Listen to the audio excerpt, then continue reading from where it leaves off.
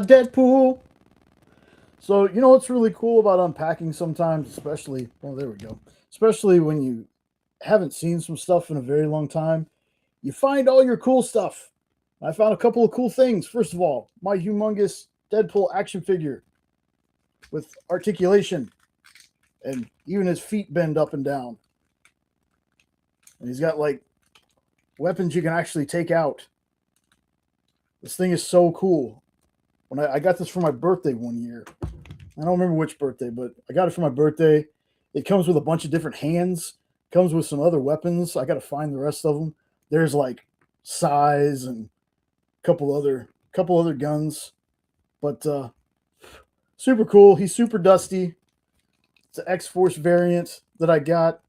Um, I want to find the regular suit one, but I think these things are quite the dollar amount. It's kind of like I have my I never say the word right. Kotobukiya statues. The ones you kind of pop the pieces together. They got magnets in the feet and they set it on a base. I have a Deadpool, a regular suit Deadpool, and an X Force Deadpool, that same figure. So I was like, it'd be cool if I could find this one. So that's one of the things I found going through our boxes of stuff. Look how, like, just look. He's almost as tall as me. And that's not saying much, but swords come out. Kind of. Yeah, they do. There we go. They kind of click in there. It is, yes, I do. Kota Bukia, not the fireman thing. Uh, so yeah, there's that. Let me just not trip over all my cords here. So if you hear something fall later, that's probably what it was. I also found my aunt gave these to me a long time ago. Little wooden. I need to clean them because as you can see, the feet are dirty. But some Tar Heels, and it comes with a Ramsey head, and that used to hang in my office at the not the old house, but the house before it. So can't wait to hang these back up. Probably hang them up on the wall behind me here. But super cool. Glad I found these. I've been missing this for a while.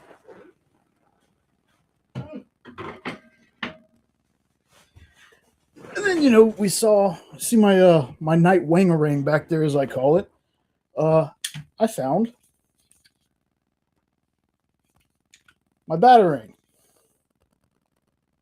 Took it out of the stand because I was like, I don't want to show it off in the stand. So folds up.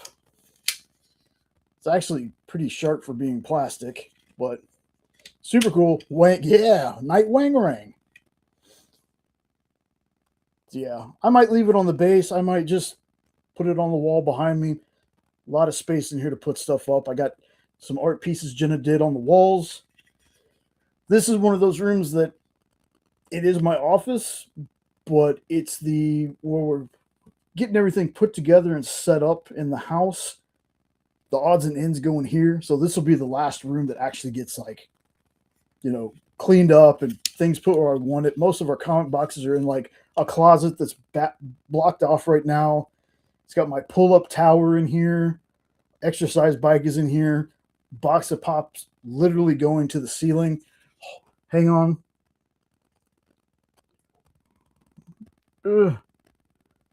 Literally to the ceiling. So yeah, cool to find all my stuff. Cool to find all our stuff. A lot of it's still working. Got stuff out in the shed, but it's a shed in the sense of it's got 4 walls and a roof. There's no bottom to it, so it's just stuff sitting out in the yard basically. But it's got something over it protecting it, I guess. So gonna get a new shed eventually, so we can put all some of this stuff out there. The lawnmower's out there, but in order to get it to fit with some of the other stuff, I have to fold the handle down every time. So gonna get a new shed, get all that stuff situated. It's gonna take some time. We're taking it a box at a time. And I have a little saying that's going on here right now where I tell Jenna, it's like, look, it's just for now, not forever. That means if we put something someplace and we don't like how it is by the time we're done, we can always change it. So now that we have gotten all that out of the way, the EXP, y'all. Make sure this is my place that hires me to do stuff. Producer behind the shows. Sign up for it. We're inching closer and closer and closer to like 4,000 subs is still a little bit away, but it's not as far away as I may think. We're like in the 3,600s right now. Trying to grow this thing, trying to get this thing profitable because I love my job, but I can't do it for free. We can't do this without you folks out there watching. So be sure, if you've never checked out the Experience 4, check it out. Talk to me. I usually run most of the shows. I run a ton of the shows. But you can always talk to me in the chat. Be happy to have you join this community. It really is an awesome community. You're going to meet some folks that I met through this job. And one of the reasons I love my job so much, in just a second, we're going to bring them on. But I'm going to go ahead and push them like this. My co-hosts, as always, both of them this time. It's very exciting. Weirdos. Make sure you check out Weirdos Podcast if you haven't. They're starting to do a Friday happy hour. They're going to be doing some stuff. It's going to be great. Get in on the ground floor of that. Now, let us go ahead and bring them in. Here are the Weirdos themselves. We got the weird one, Ed, and we got Mr. Nope. Happy Superman Day! Ooh, that was the other thing. No way. Superman Day. See, it's right there. See? Well, I mean, I'm always. I have no Superman stuff on. It was my middle finger, in case you didn't notice. I was kind of camouflaged. Yeah, kind of camouflaged, but I got it. Back in black. Guys, how we doing? It feels like I hadn't seen Nope in forever, except for like after part of shows. Yeah, it's been a little bit. Yeah, I haven't seen Nope in about almost 12 hours. A little busy having an actual life. Something like that. I get it. Yeah, we got a camper recently, so that was kind of what was going on last week. Well, other than trivia and blacklight bingo. Yeah, the weekend before was, I don't remember. I think there was a death in the family, and I think family was in town, and that's what we were doing that Saturday or something. So something along those lines. Oh, all good, man. It's always good to have you on when you can make it. Always good to have you here. Yeah, it's always fun to be here. Ed, how have you been, man? Since the last time we talked. Gee, not much has changed in those couple of days. Nah, just the same old therapy, work. Last night I was having some fun mocking a supposed weather expert giving tornado advice to people that I really wanted to jump through the screen and beat him to a pulp. But, you know, my back wouldn't let me, and we don't have that technology yet. But he's lucky for both of those reasons. Because he was giving people the worst advice possible, and he was zooming in on storms that weren't there and telling people to take cover, and there was nothing there because it had already passed them. And I'm like, I got to block this dude and quit watching him, or I'm going to get violent. So, yeah. And I was laughing the whole time. He absolutely was. I bet. And I was sharing pictures with him of what the radar really looked like. He's like, yeah, I don't know what that guy's looking at. I'm like, you and me both. I don't know what the hell he's looking at either. Meanwhile, this freaking hurricane is forming on the western side of Missouri that looks like it was at least an EF3 or 4. And he never mentioned it once. And that's what I kept following. And I'm like, that's the one I'd be talking about. So that's led me to think that I'm going to start either on our Weird Dopes channel, or maybe I'll start a weather channel. And when stuff like that happens, I'll go live and give real information, because this dude's going to get somebody killed. And he had like 120-some thousand people watching him. And that scares me, because he was telling them to find overpasses to hide under. No, you don't do that. The overpass, being shaped like this, acts like a wind tunnel. And if you climb up there, you're going to turn 250-mile-an-hour winds into 320-mile-an-hour winds. And dude, I was getting so pissed. Nope was laughing his ass off. I'm like, I really want to hurt this guy. I really want to hurt this guy. That's right. You should never go to an underpass or overpass. No. You shouldn't. You know, No. because fluffed up by the movies. yeah, you'll do that, and then your dad will go to rescue a dog and get caught in a car, and then you can't use your superpowers because he tells you not to.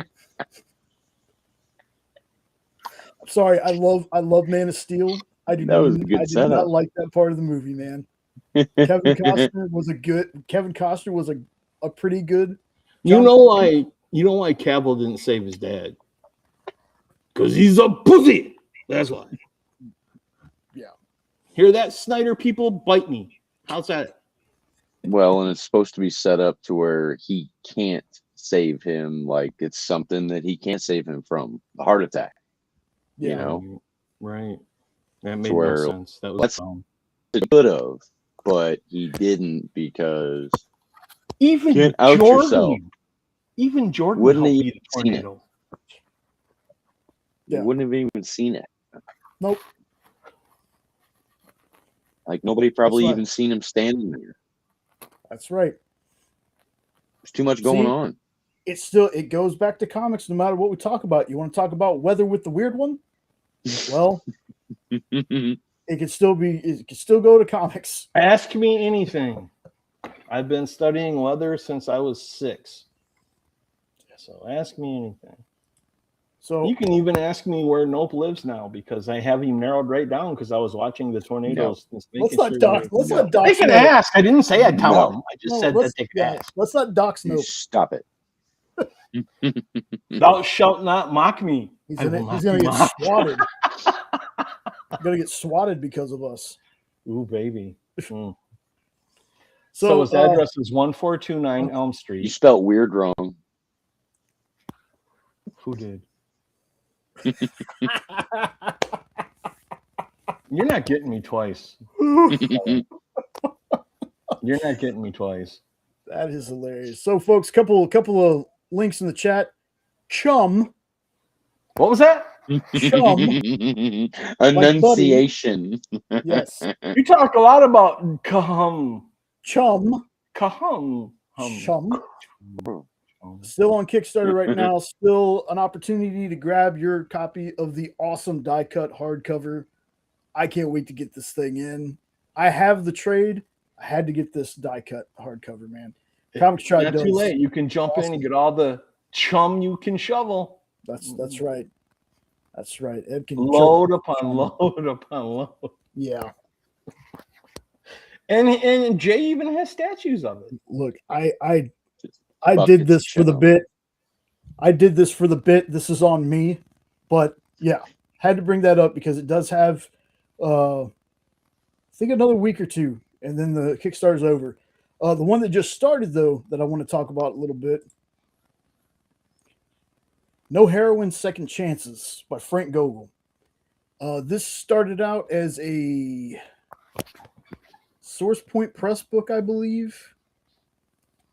And Frank ended up taking the second chapter of it to Kickstarter.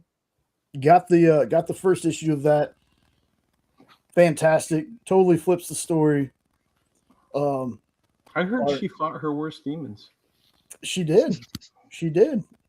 We the first part of the story has our hero here, Kayla, who is 90 days sober from drugs and alcohol. And why? Because a friend of hers goes missing. Well, come to find out, he's been kidnapped by heroin slinging vampires. Hello. All right, yeah. I'm in. Now you got my interest. So that's the first part of the series. And when did you find out about this first part? Oh goodness! Way before I met Ed. Thanks, chum. I appreciate it. Yeah, chum guzzler. Anyway, so that was the first part. That was the one that was released in comic shops. Second part, you still have Kayla dealing with the supernatural, but it's not vampires in this newer one. It's something else. What's grabbing her butt there? and it's a demon hand. Yeah. So this one has to do with demons and witches. At least the first issue of this new part did. It was excellent. Been waiting some time for Frank to release the second part of this, and this is going to be the rest of this story. So it's only going to be the 2 issues. But he said he's not done with Kayla yet. Frank is a great dude. Used to be on a channel. I think they call the channel Nearing Nerdvana now, but it used to be Comic Book Food Chain that he was a part of, and watched them for years, and then something happened and he stopped, and then he kind of was out of comics for a little bit, coming back in. This dude is awesome. Talk to him. He is let us edit, like not really edit, but he would send us PDFs of his books and be like, "Hey, can you read through these? If you find any mistakes or anything, let me know so I can get them fixed before they go to the printer." Editing stuff like that. He did that for a lot of people, but yeah, he's the reason I have a Power Rangers comic, because he wrote a Power Rangers Unlimited comic. I think just the 1 issue. I think it was about the Death Ranger or something, but he wrote that. That's the only reason I have a Power Rangers comic. So Frank's a good dude. This one's been backed. Can't wait to get it in. I will definitely be doing an unboxing and then an overall kind of review on it. And I think I've been talking about it for so long, people might want the link to go to the Kickstarter to check it out. But I did find out also after the show that we did Saturday, or maybe it was Wednesday when Sean and I did the live we did, that Curse of Cleaver County #3 did not obviously come out on the 15th. That Kickstarter is not going to be live until next week. So trust me, we'll be talking about that one too. So there's the 2 Kickstarters I wanted to push. If at any point during the show y'all got something y'all want to share, throw it out in the private chat, and I'll make sure that I pop it out into the chat. So next thing I want to talk about, we're going to talk about the one that maybe Ed's not as excited for, but that's because we're going to leave the one Ed really is excited for till after. But I want to talk about Street Fighter. This thing looks ridiculous. This looks like they're not trying to be serious with it. We have Ken beating up a car in one of the scenes, okay? Just like the freaking video game. Hey, it's got Polly in it. I'm going to watch it. And Polly as Zangief is just freaking perfection. Well, yeah, look at him. He looks just like the freaking character. My goodness. There's a couple of questionable casting choices in my opinion, but I'm always going to give folks a chance. Like the whole bottom row? Bottom left, too, is all I was going to say. I mean, yeah. The ones that kind of stick out for me. As they messed up not getting Tyson to be Balrog. Even as an old man, you'd have been perfect. Well, 50 Cent ain't too bad. No, it's going to be interesting. The trailer it looks fun. This is not going to be an award-winning movie by any means. If Dawson's arms and legs stretch, I will lose it. They do. I will lose it. Yeah, they do. They did in the trailer. They showed it in the trailer. And Cody Rhodes, oh my lord. Cody Rhodes' Guile is one of the he weirdest. Looks just like him though. It does. As soon as I saw him, I knew that they weren't taking this movie seriously, and I'm like, oh boy, what are we gonna have here? Man, the hair, totally man. Okay with all of it, though. Yeah, the hair and the actor playing Ryu, and I should have had, and it for me it was always Ryu, but apparently it's Ryu. You know, it was Ryu for me too. Same. Let's see. Let me ask a question. Yeah. While you got him up here. Mm-hmm. In your opinion, in the game, which one was the hardest to defeat for you? Do you remember? I remember because I was so pissed off at this character that I was ready to jump into the TV and kick their ass myself. Vega always gave me. Thank you. That's the one that effed me up, man. Yeah. I couldn't get past him forever. And then I'm like, this ain't the last dude. And then the last dude comes on, Bison, and he was easy. And I'm like, what? What just happened? I will say this. There's two people in here that to me I believe are like perfect casting outside of Polly. Yeah, Olivier, I think is how you say his name. It's either Oliver or Olivier, I can't remember.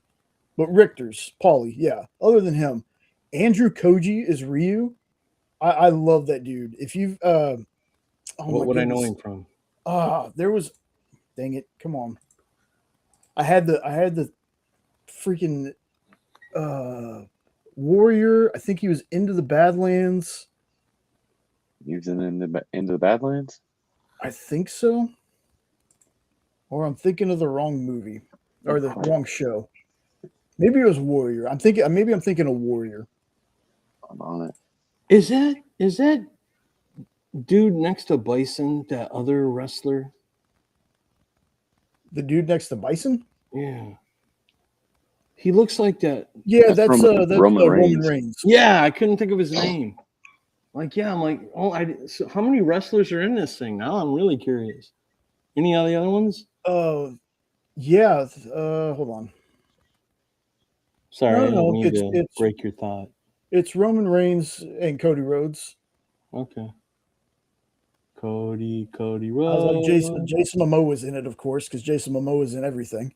Cody Rhodes. Cody Rhodes. Sorry. Oh, you're good.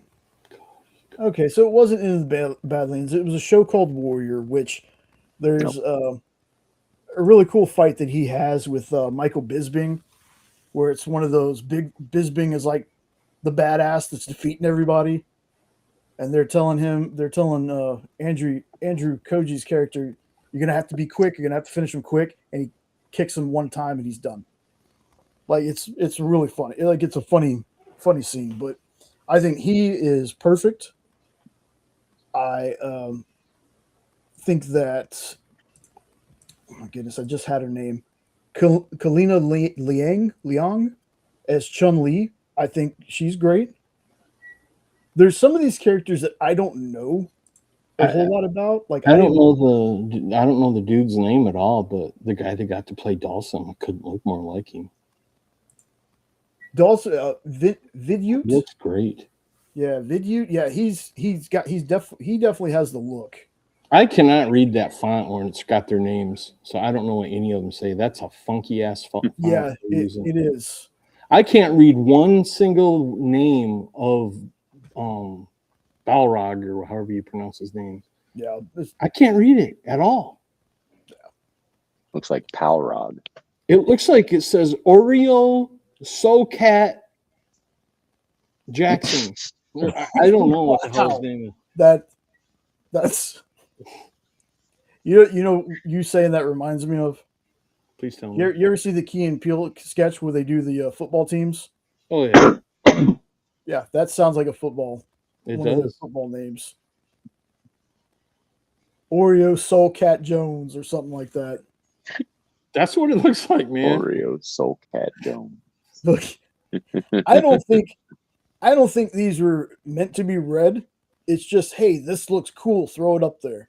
I think is what. Well, Oreo fits because he's dark on the top, dark on the bottom, and is wearing white in the middle. Oh Jesus! It's Oreo. Come on. Anyway, come on, man. Give me some. I think love for that. That was good. Also. I think this is also somebody just took all the character posters because I just grabbed this entire image off the internet, but it feels like somebody took all the character posters and just put them into one image. It might be a little bit easier to read if they were bigger. Yeah, but do we know who Bison is, or is he? Yes, David DeSmalchin. Mm-hmm. I don't know that name. You don't know the name, but you know the face. Is the guy that's playing Don Suave? Don Is that Savage. the dude? Is that the dude that played Professor X in the new X-Men? No. Oh, it looked like No, him. that's Eric Andre. He's a comedian. Oh, okay. It looks like. I'm sorry. It looks like him in a wig. Wow. Yeah, if you've seen a clearer picture of each of these, everything would be much more clear. Yeah. Because all the details are very squished together. Yeah. Did you ever see the Suicide Squad, Ed? No, neither one of them. Okay, he was Polka Dot Man. David That helps Smolchin a was. lot. Thank you. Yeah. By the Bison character, not the guy that you were just talking about, but Yeah, I know. I know. I'm trying to think of where you would see like David Smolcin's freaking everywhere. I'm trying to think. he That name was don't even actually, ring a bell. if you remember the Dark Knight with Christian Bale Batman Yeah. movies, right? Of course. Harvey Dent. Okay? Oh, he's Harvey He's Dent. tortured. No. No. He's Okay. he's one of the henchmen that Harvey Dent is torturing in the alley after they kidnapped Rachel, I think. Good Lord. I would Right? never remember that, but yeah. Okay. Yeah, I know what you're talking about. I remember the scene you're talking about. Other But I than don't that, remember. I can't think of other movies. He's been in a few things though. Yeah, he was in He's the got a Ant-Man recognizable face. I will never get over Gomez Adams playing Bison in the first one. That was just beyond ridiculous. So great. He was the best thing in that movie. That was his I'm last not role arguing. too. Yeah. David Smolcin, he's been, oh my god, he's actually been quite a few characters in DC and Marvel. He was mostly DC though, because he was like Abracadabra on The Flash. He was Polka Dot Man in the Suicide Squad. The movie The Flash? No, the show. TV show. I was going to say, I don't remember an Abracadabra in that movie. He's in the Oppenheimer movie. Yep. Late Night with the Dune Devil. Part 1. Yeah. Like if you saw his face, you'd be like, oh, it's that guy. Probably. Yeah. He also writes Count Crowley's Midnight Monster Hunter. Mr. The comics. Crowley. Oh, no shit. Yeah. And he has I've read that. Yeah. What's the other one? Henri was selling on his show. It's like Samurai versus something. I can't remember, but he does that too. So yeah. Samurai versus Knights? I think so. Knights versus Samurai, something like that. Yeah. It's like a 6-part series. Yeah, that's David Smolcin writing that too. Okay.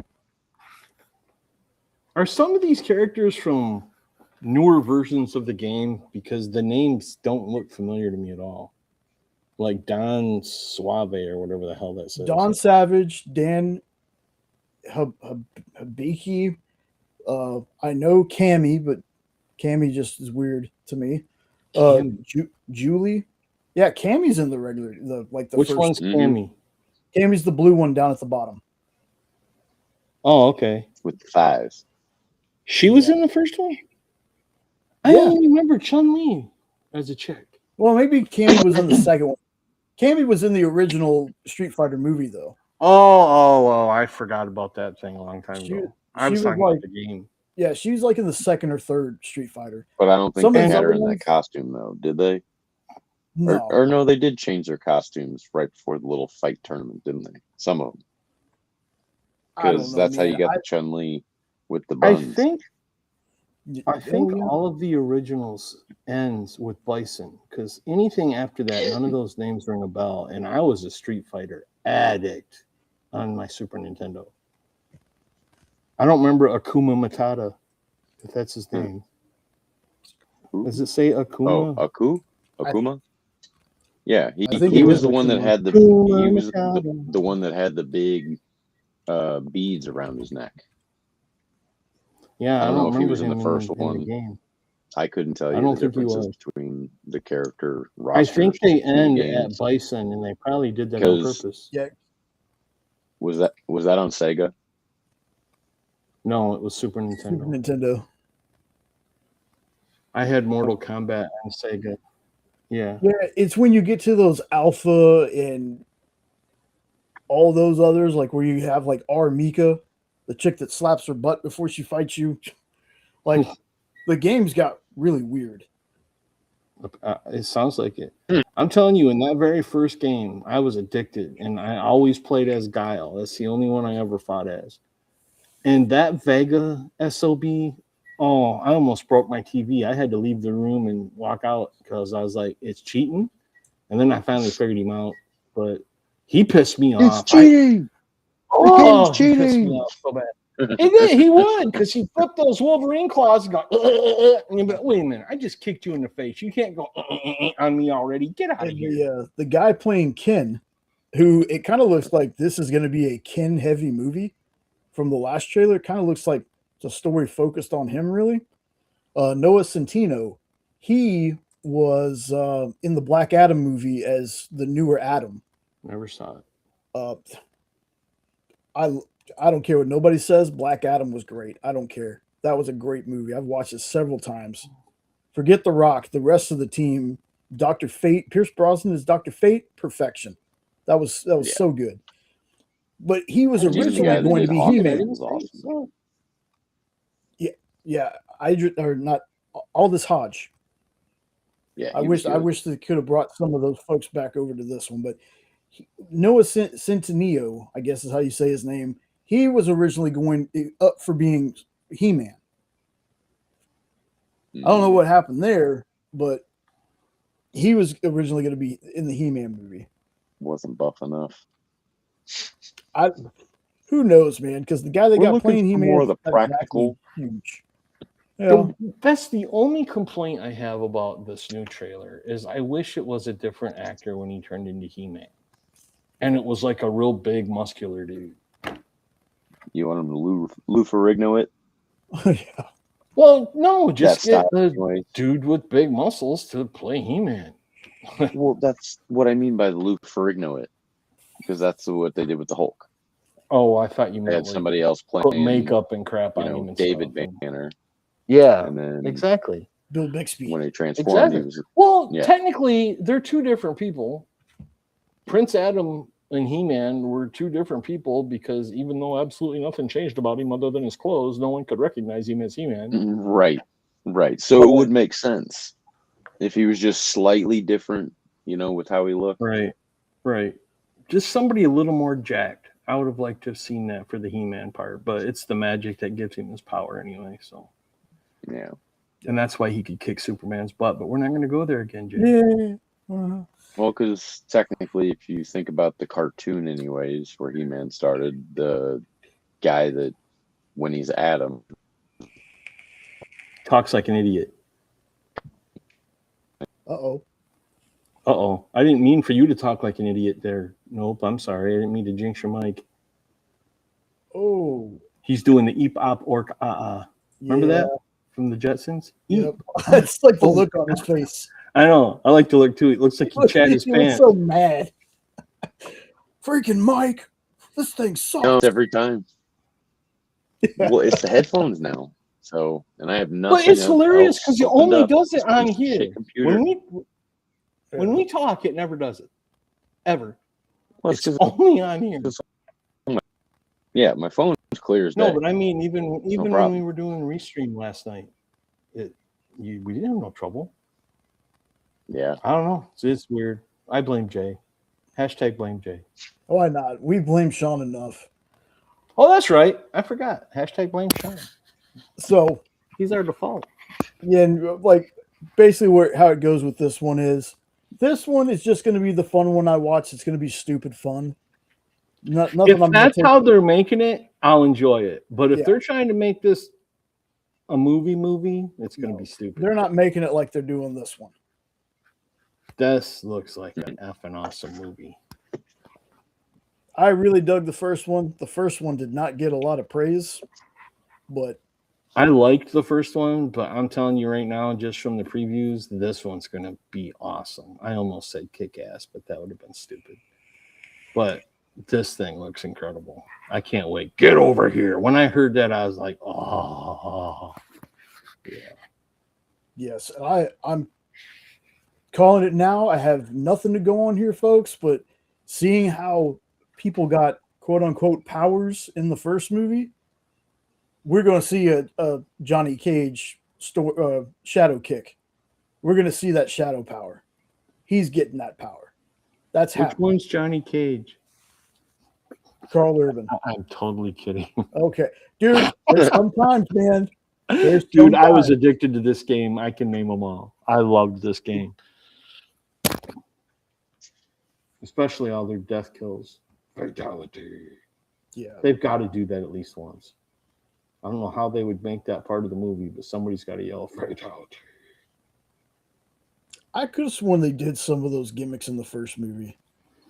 I can't remember. I don't remember a whole lot about the first movie other than it had like a weird plot line to it. I didn't dislike it. It was just kind of a weird plot line.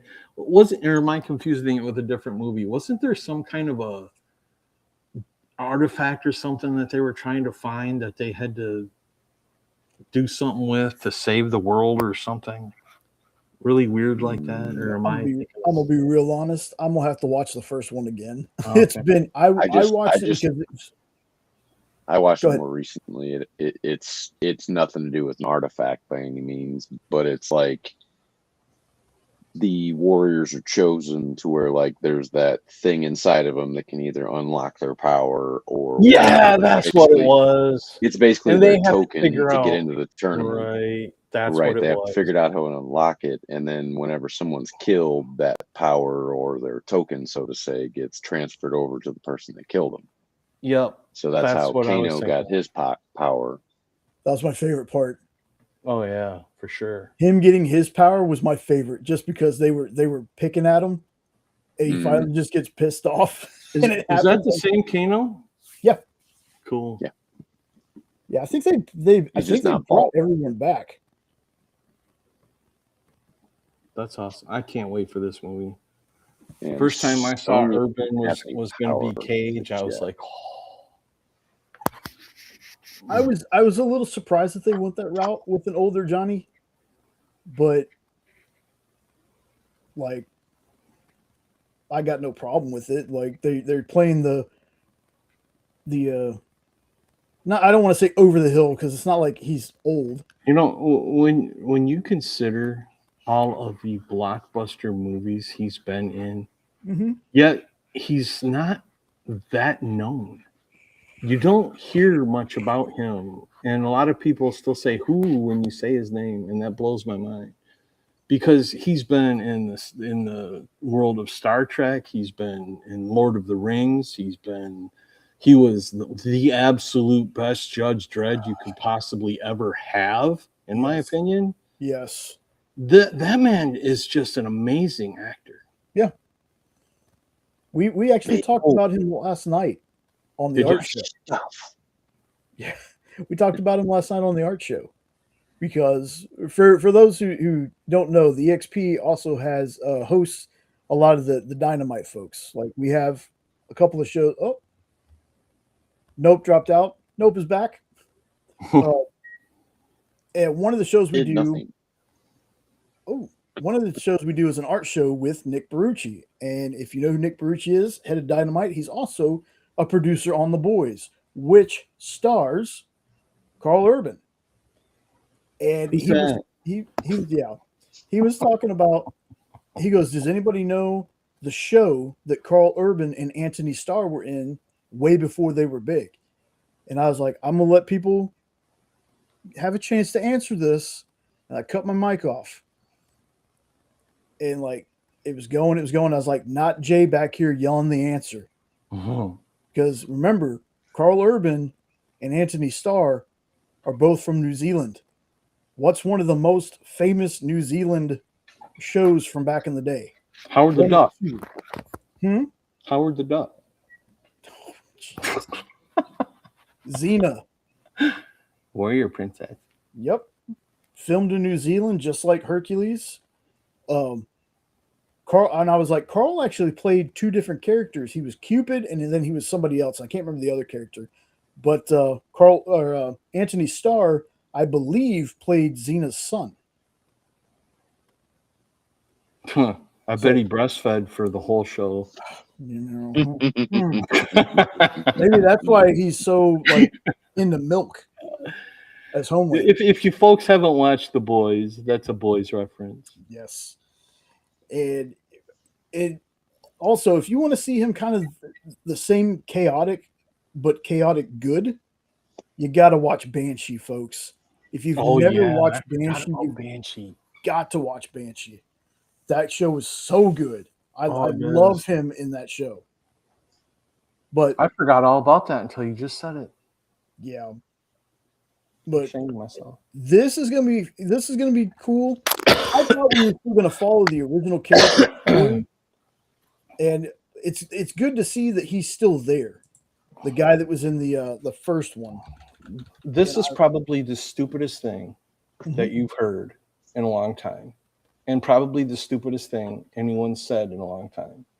But of all the movies coming out this year, this is the one I'm most hyped up for, and I don't know why. It's something about that trailer just like did the hair thing for me. I'm like, oh hell yeah! Dude, over Spider-Man, even over Supergirl. Dude, that's awesome though. I'm glad that there's a movie that does that for you. I just hope that I don't build it up too much and then go when I watch it. Yeah, well, like I said, I'm glad that they still have Louis Tan in it. Louis Tan was Cole in the first one. He was the one that the story centered around.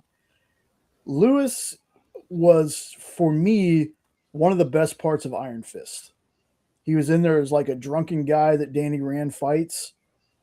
He's amazing. He was also Shatterstar in Deadpool 2. And you kind of see him in Deadpool 3 as well. But Louis Tan... I downloaded the wrong version of Iron Fist. Oh, I bet you did. You're just like, where are all the women? There's only dudes. What? Yeah, on a stairway. No, that's not me, my friend. No. Bad J. Yeah. But I'm excited for this one too. Like, there was the issue with the first one was around COVID times. So people were releasing stuff straight to streaming. Which for me, I don't know, man. Like, I'm still a same day as theater streaming. I'm paying for a streaming service anyway. Why not? I don't get. I kind of get it, but I don't at the same time. The very weird line. But the first one came straight to streaming. This one's going to be in theaters. So, I've said this before on Dan's show, but I think my going to the theater days are long gone. I don't see a point of spending $100 to watch a movie when I can watch it on my TV. Yeah, folks, I'm a friendly guy, but I'm not a peoply person. If I want to watch something, like it had to be Superman. It had to be Deadpool and Wolverine. It had to be something on that scope for me to go out. Most anything else, I can wait. Unless it's something Jenna really wants to go see. Like, if Jenna really wants to go see something, we'll go see it. But I'm the same way. I wish that they would just do an option where if you're that worried about making money, let me rent it at home. Time Warner, way back in the day when there was Time Warner Cable, had a thing where same day as theaters. And you could rent the movie the same day it was in theaters. There are still some hotels up here that have that service that you can rent for like $20 movies that are in theaters. Yeah. Because we do that once in a while. Like if we're on vacation up north or something and it's raining out or we just want to chill because we just drove 5 hours, we've done that. Yeah. I love it. I would totally. And I think that would be smart. The theaters won't like it, but yeah, I bet the movie companies would make a lot more money that way. I mean, they count streaming and physical and digital sales as part of their total of box office stuff. Yeah. So I don't know. These two movies, it's crazy to me to think that 30 years ago, I think it was 30 years ago now, we had a Street Fighter and a Mortal Kombat movie come out around the same time. No, we didn't. And 30 years later, no, we have another. Stop it. But it's not the first one. It's the second one for this. Stop it. Dude, I got to think about it too, man. And He-Man. And And He-Man. He-Man. Let's All right. go. You go to hell. You go to hell and you die. You just go to hell. What is that from? Did you ask Mr. Go to Hell? hell. You go to hell and you die. Oh yeah, it was Mr. Garrison. Yeah. Yep. Mr. Garrison. No, I asked Mr. Stick or Twig. Mr. Twig. Mr. Twig. Sure as Yeah. hell didn't ask Slave. Yeah, it's crazy to me, man. And I don't care what anybody says about the original Masters of the Universe. I love that movie too. I think Frank Langella, was that his name? The guy who played Langella. Langella. Langella.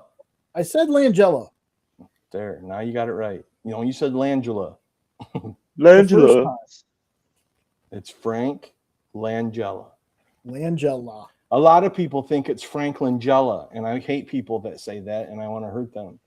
Or it could be Frank Langella. Do you know what he's from? Do I know what he's from? Yeah. Yeah, He-Man. Yeah, he was Skeletor. I'm going to slap you both. He's also Superman Returns. He played Dracula in most of the Hammer horror movies after Christopher Lee quit. That's where he got famous, and that's how I know him. Yeah, He you was know Dracula. how when I said something, you're like, who? Yeah, I figured. I'm kind of like, what? The only reason I know about Hammer movies is because of Robbie. I've never heard of any of those movies before. I love Hammer. Hammer Cat. But yeah, he was in a different movie than everybody else. Okay. But the fact that we're getting these, somebody tell me when Thundercats is coming. All right. Someone tell me. Kinky. Eventually, somebody, and don't do it like 2019 Cats, for the love of God. But give me a Thundercats movie, and you're going to complete my day, man. You're going to complete With buttholes. With buttholes. Oh, You guys remember that controversy? Yeah. But it needs to be called. It needs to be called. Shit. Thundergatos? Yeah, but I can't remember the word for thunder. We just looked it up again. Something like Tundra Gatos or something. Like Trenos Gatos. Trenos, that's it. Trenos Gatos. Yeah. These two movies are going to be a lot of fun. Again, one of them I think is going to probably be a bit better story-wise than the other. But I think I'm going to have a good time watching both of these. So I'm really excited for those. The one you're going to show next, believe it or not, is about the second movie I'm most excited for, over Spider-Man, and believe it or not. Speaking of superheroes, Watch him put some lame duck thing up now. no, this was the other movie I was talking about. Ed. Veggie Tales. Yeah, that would be perfect. This was the movie that I was talking about that you were more excited to talk about than the first one. So the next thing we're going to talk about is Superman Day. Oh, I thought you were going to talk about Masters of the Universe. Never mind. No, Masters of the Universe is dope. Oh, Tracy, what's going on? Hey, Tracy. Good to see you. Hey, Tracy.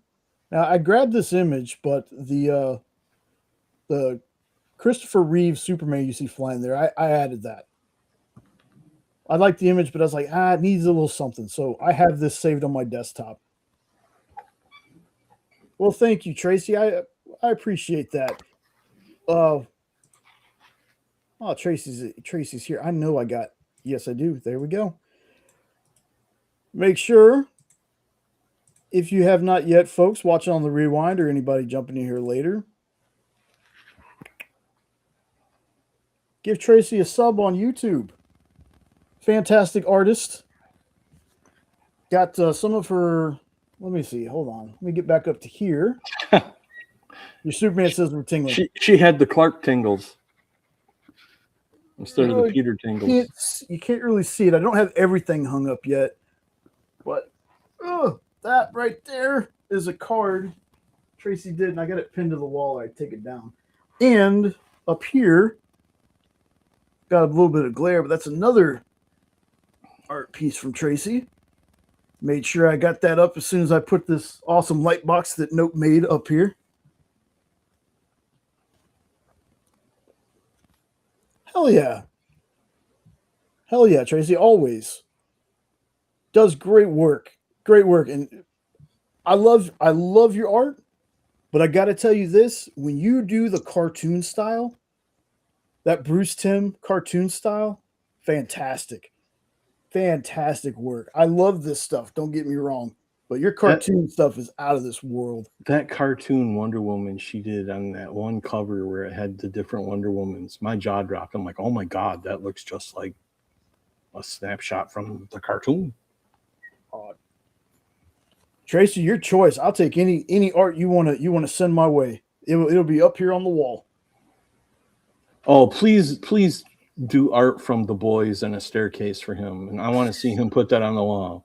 Please do that for him, please. Oh, I'll pay for it. Anyway, Centipede. Yeah. My goodness. Anyway, so it's Superman Day, but it's also because we're getting closer and closer to the movie. Supergirl Day at the same time. Now, I use the Third Eye one. I use the Third Eye Comics one that they put up because I order stuff from Third Eye Comics. They're, I believe they're in Baltimore.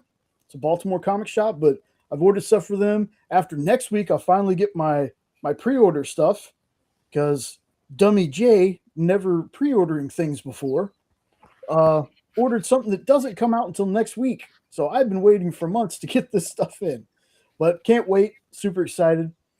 So unfortunately, I wasn't able to do anything for Superman Day today. Couldn't go to any shops. My grandmother's birthday, we went and visited her. So hopefully, I actually had a great Superman Day, and it was totally by accident.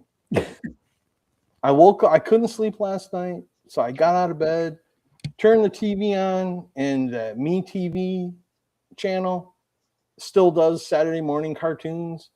I got to watch 2 episodes of the Challenge of the Super Friends, which was my favorite one because that's where they were fighting the villains.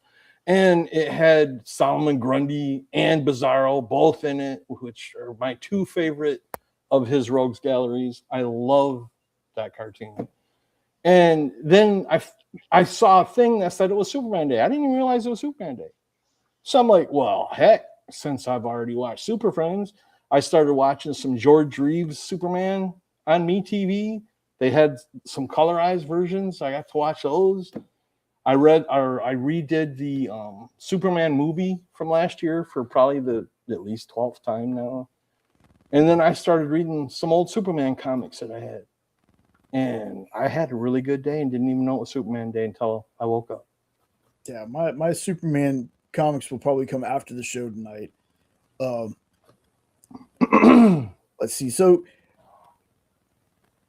got a bunch of cool things for both. I'm going to try to talk to some of the folks on the EXP, see if I can get some, because a lot of these were free, apparently. A lot of these were free books.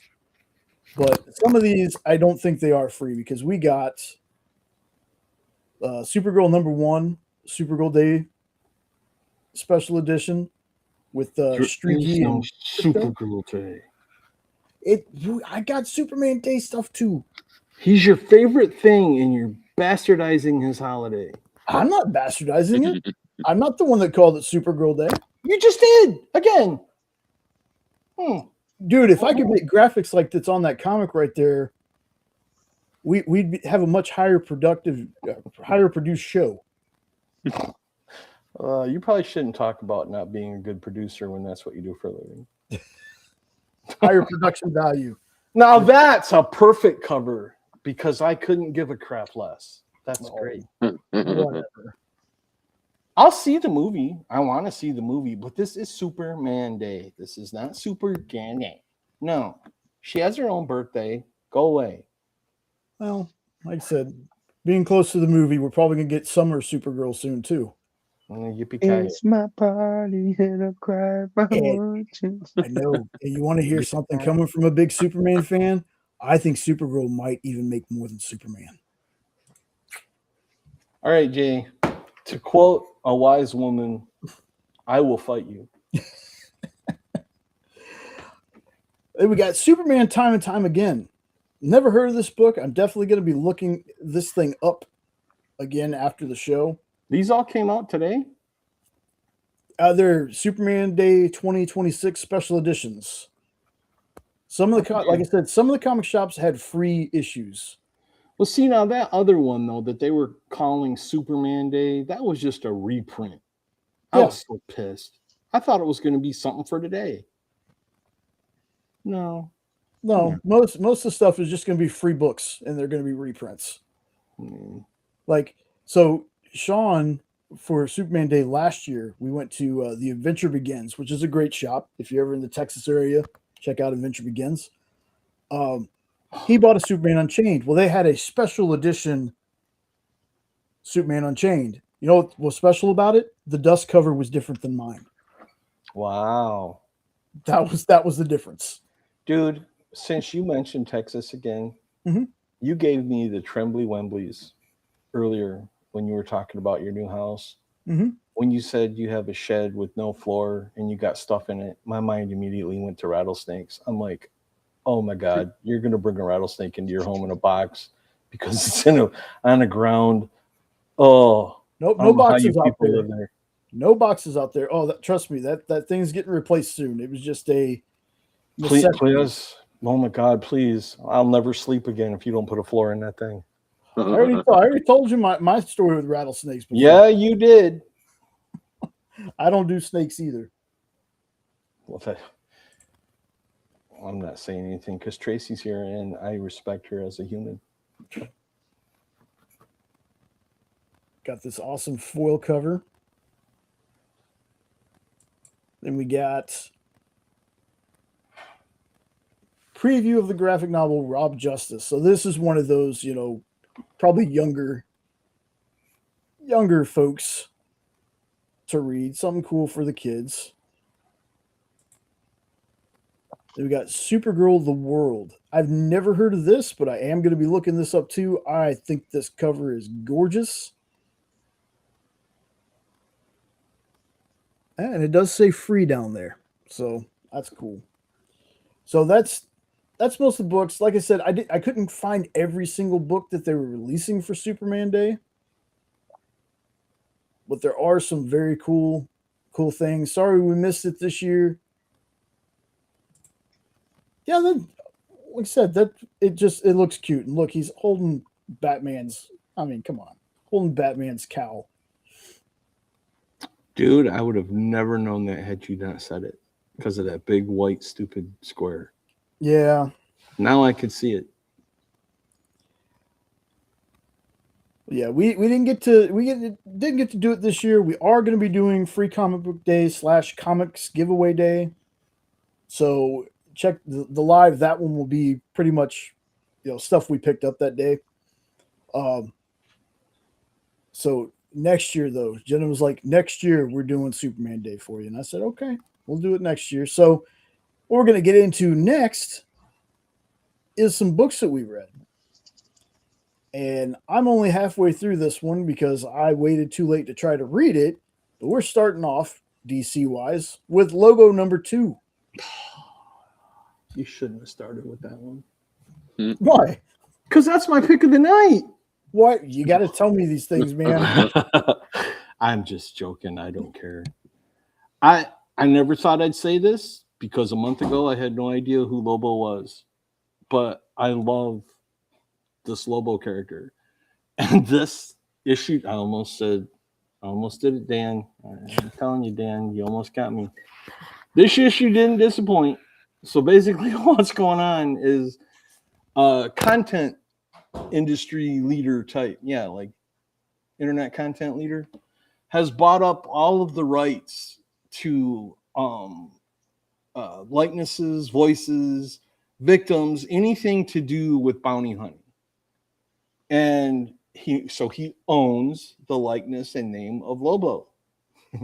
So this comic starts with Lobo getting a makeover.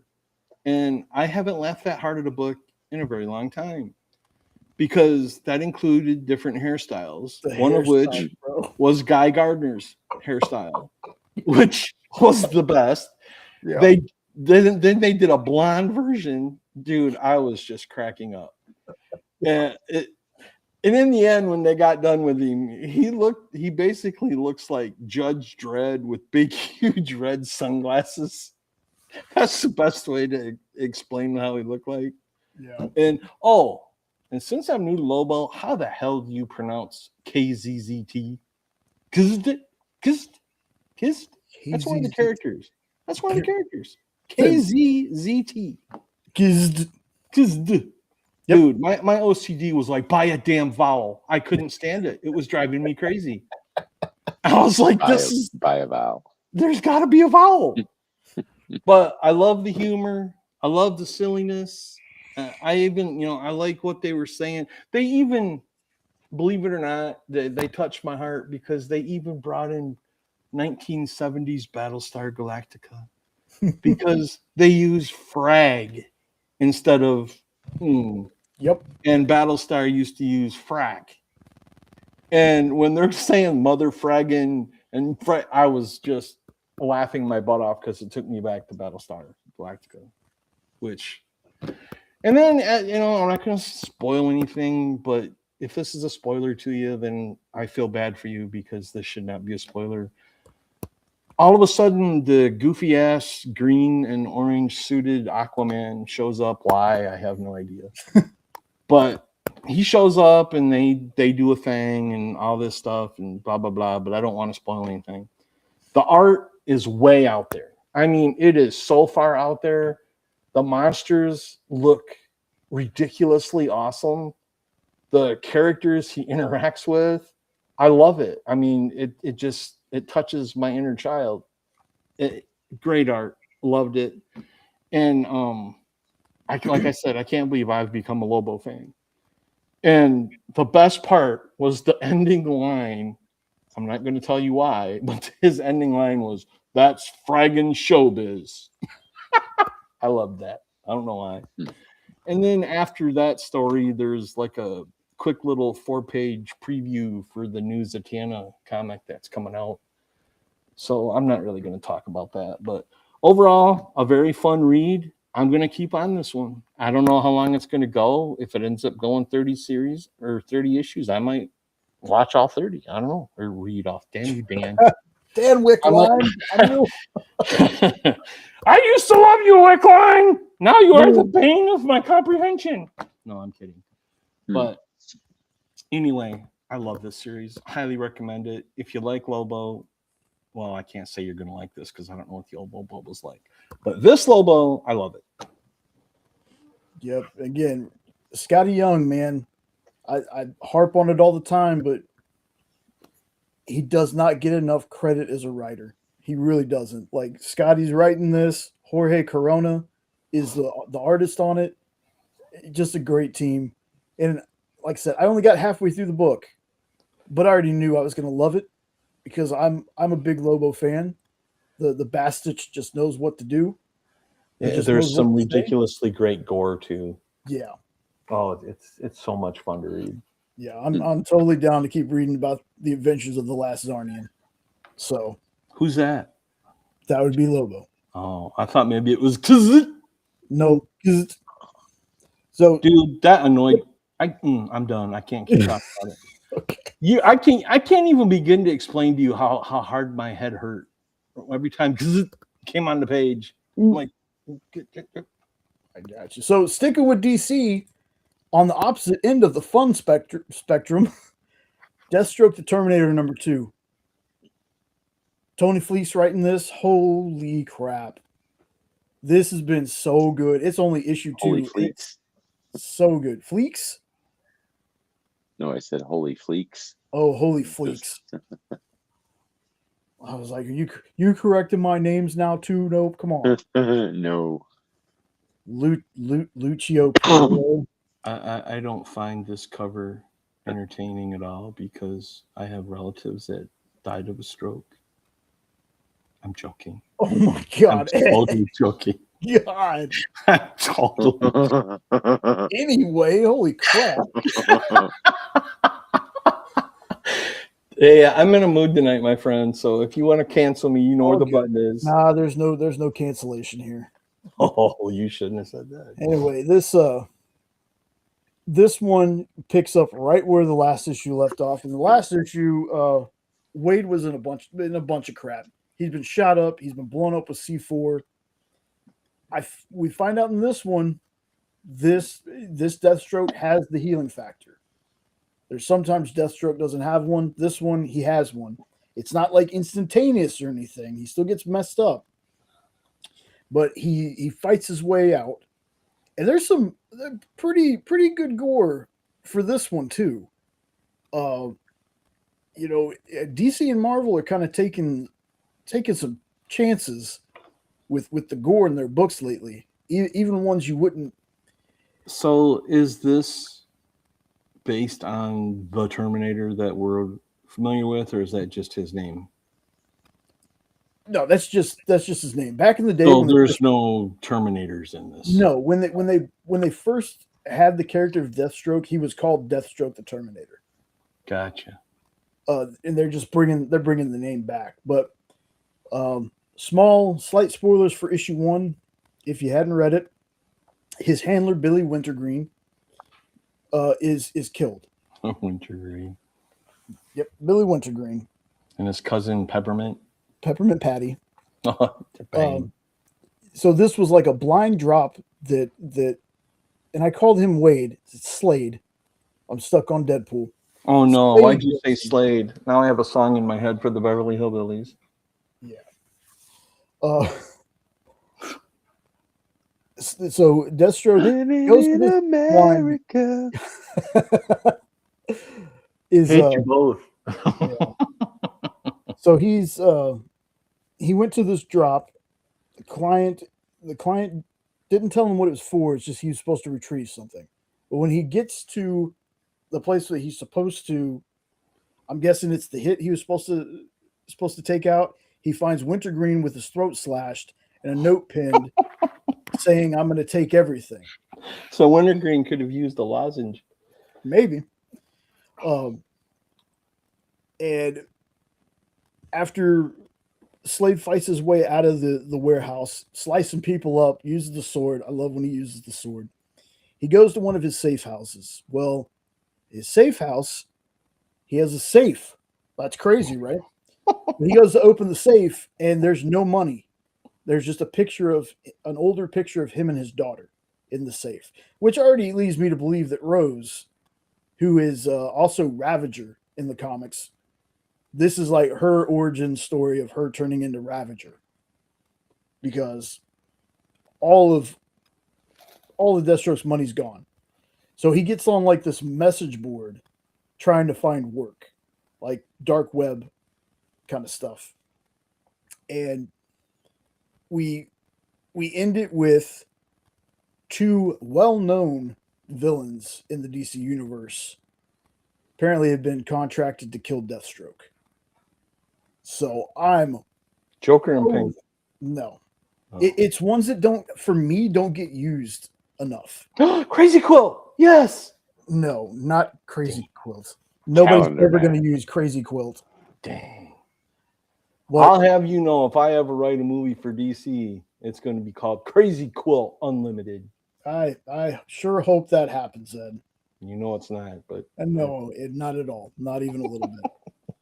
But I'm very excited for the series. I mean, if you've read Tony Fleecs before, Stray Dogs, Feral, what's the Uncanny Valley, Mhm. Army of Darkness, like go ahead. What? No, I'm just being stupid. So go ahead. Tony's a fantastic writer. This series, 2 issues in, much like Lobo that I'm an issue and a half in, have been great so far, and it's only 2 issues. Like I've been saying this to folks for a couple months now. When DC and Marvel do these focus on these singular characters, but bring other people from the world into them, and not these team up books. There have been so many good books coming out. Daredevil has been great. Punisher, amazing. Captain America, Iron Man. Deathstroke, Lobo, like all these single character books have just been fantastic. And that's not even including the absolute stuff for DC. This is just their, we're going to do one character at a time. Batman's been pretty good. Like I've a couple issues behind on the Batman by oh goodness, I forget who's writing the Batman. Matt Fraction's Batman run. But what I've read so far has been excellent. So I'm hoping this trend continues where they keep up the quality of the writing. Did Deathstroke tell Rose there was room for one more on the door? Huh? Titanic. Never mind. Oh. My head was funny. Because it's the same. Yeah, I got you. Why did you say that name? Yes. Martha Fokker. Did you see that they're doing another Fokker movie? Yep, Fokker-in-law. Yeah, with Ariana Grande. That looks amazing. She's already in the inner circle. That like came out of nowhere when I saw that the other day. I was like, holy crap. And fun fact about that, Skylar Gisondo, I don't know how you say that last name. The guy who plays Jimmy in Superman. Oh, He yeah. played Ben Stiller's son when he took the role over in Night of the Museum. So nice. Did you watch House? You watched House MD, right? Yeah. He was the little boy that thought aliens were visiting him and abducting him at night and put that chip in his neck. Mm-hmm. When they found that little I recognize faces, and most of the time it's from House. Yeah. Could be because I've watched House 8,000 times, but he's also in My Name is Earl as God's Little Finger. That's what I'm thinking of, isn't it? Yeah. Okay. God's little finger says heal. Mm-hmm. Okay. Yeah. That's right. So next up, a book that I'm starting to like a little more and more. Like I liked the first issue, but it's one of those. It was good, but I didn't understand the hype behind it. You and I both read this one today. Mm-hmm. Yep. I thought this issue was a little bit better than the issue 1. I dug it. Who's going to take the deep dive? Me or you? I don't know. What are we doing? I don't really have a deep dive on it. I just more stuff happens in this book. Like there's stuff happening in the first issue. Definitely more than some other first issues we've read lately. Yep. But I mean, this one kind of jumps right back in. We got the girl, I think her name's Emily, dancing in the church. And of course, somebody needs to get Kevin Bacon. Oh, God. In this town. Because, dancing in the church is like the worst thing you could do. But it is the 1800s also. So, the devil's in her. And then we have a scene right out. I was just like, somebody watch Jaws, obviously. Oh, I knew damn well as soon as you said you read it, you were going to bring up the old man fishing for sharks. I just knew it. I knew it. And he was singing the old Spanish ladies. Yes, he was. That Quint was singing. He absolutely was. I love that part. I loved it. I was like, yes, give me. Brother, I thought of you immediately as soon as I got to that page. I just started, I'm like, I hope Jay reads this. Because I didn't know we were doing the same books. Oh, there's a couple of them we both read, and like I said, I love. Well, if it's horror, I'm going to be on it. Yeah, because having two different opinions on books is great. Or if we have the same, right? The funny thing is that at the beginning of this, I almost said episode. At the beginning of this issue, they were still thinking like the insects were just a nuisance. And it's like, come on, people, get with the program, and then. To do like a complete 180, the preacher's like, they're the spawn of Satan and blah, blah, blah, and hell is upon us and all that, which he's not wrong. That's you. He might not be wrong because they lead us to a little happenings with a lighthouse that makes us think that maybe something might be going on that we didn't realize. I dug it. I still like this series. It's still dark. It's still my kind of book. I agree with Jay that this one had more depth to it. which I enjoyed. I really, really love the art, Yeah. and I love the storytelling. Mm. Now, don't get me wrong when I say this, but the storytelling reminds me of 80s Stephen King. Nowhere near as graphic and awesome as the King's work, but it's close enough that I'm hooked. I am hooked on this book. So I'm going to go along until they give me a reason to say, what the hell did you do that for? I'm digging it. Fine. Yeah, 100%, man. Like, and the fact that they use an event that apparently actually happened Yes. Yes. with the town dancing and people like Yep. contracting it by some kind of, I don't know if shared psychosis or what have you. Oh, But yeah. And they found out that you might not have to get in contact with the bug to catch it. Yeah. But it's hilarious seeing these people in these goofy ass drawings of them dancing. Mm.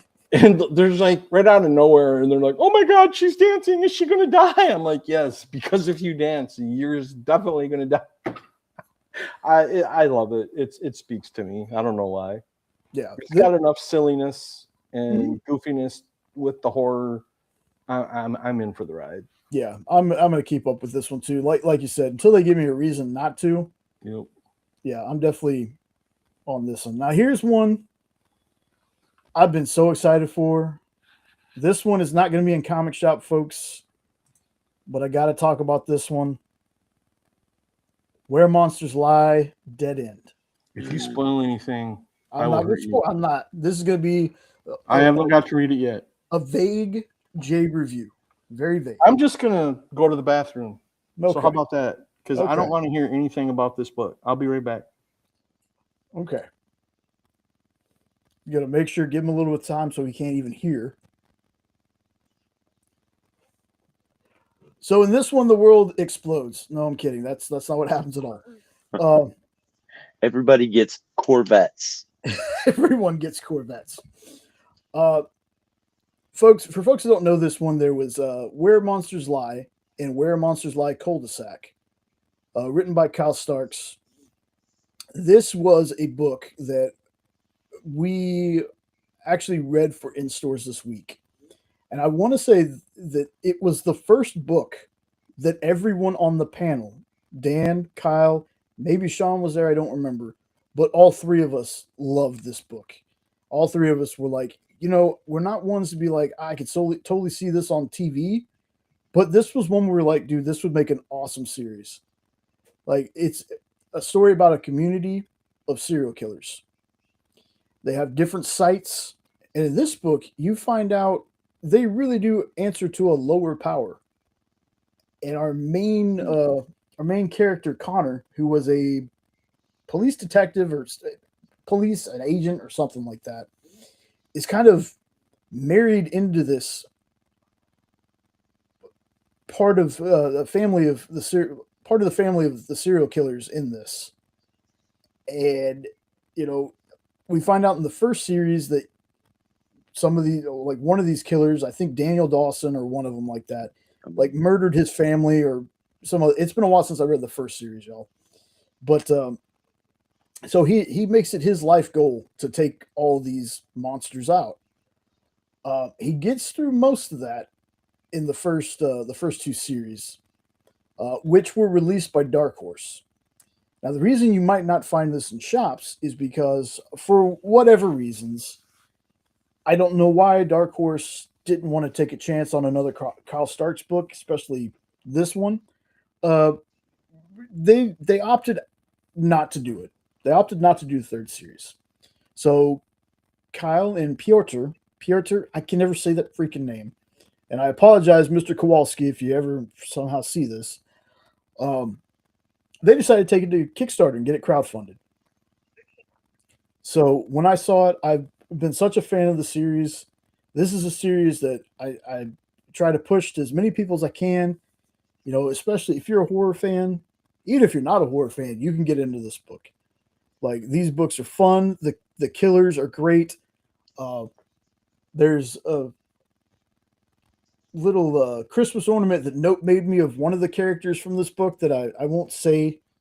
I won't say his name because it's a little too vulgar. But I love it. I love the ornament. I can't wait till Christmas time to hang this thing up. But the monsters are always interesting, and they're not all supernatural. Some of them are just regular serial killers. But a lot of the supernatural ones, there's a one in there that his name's Mirror Jack.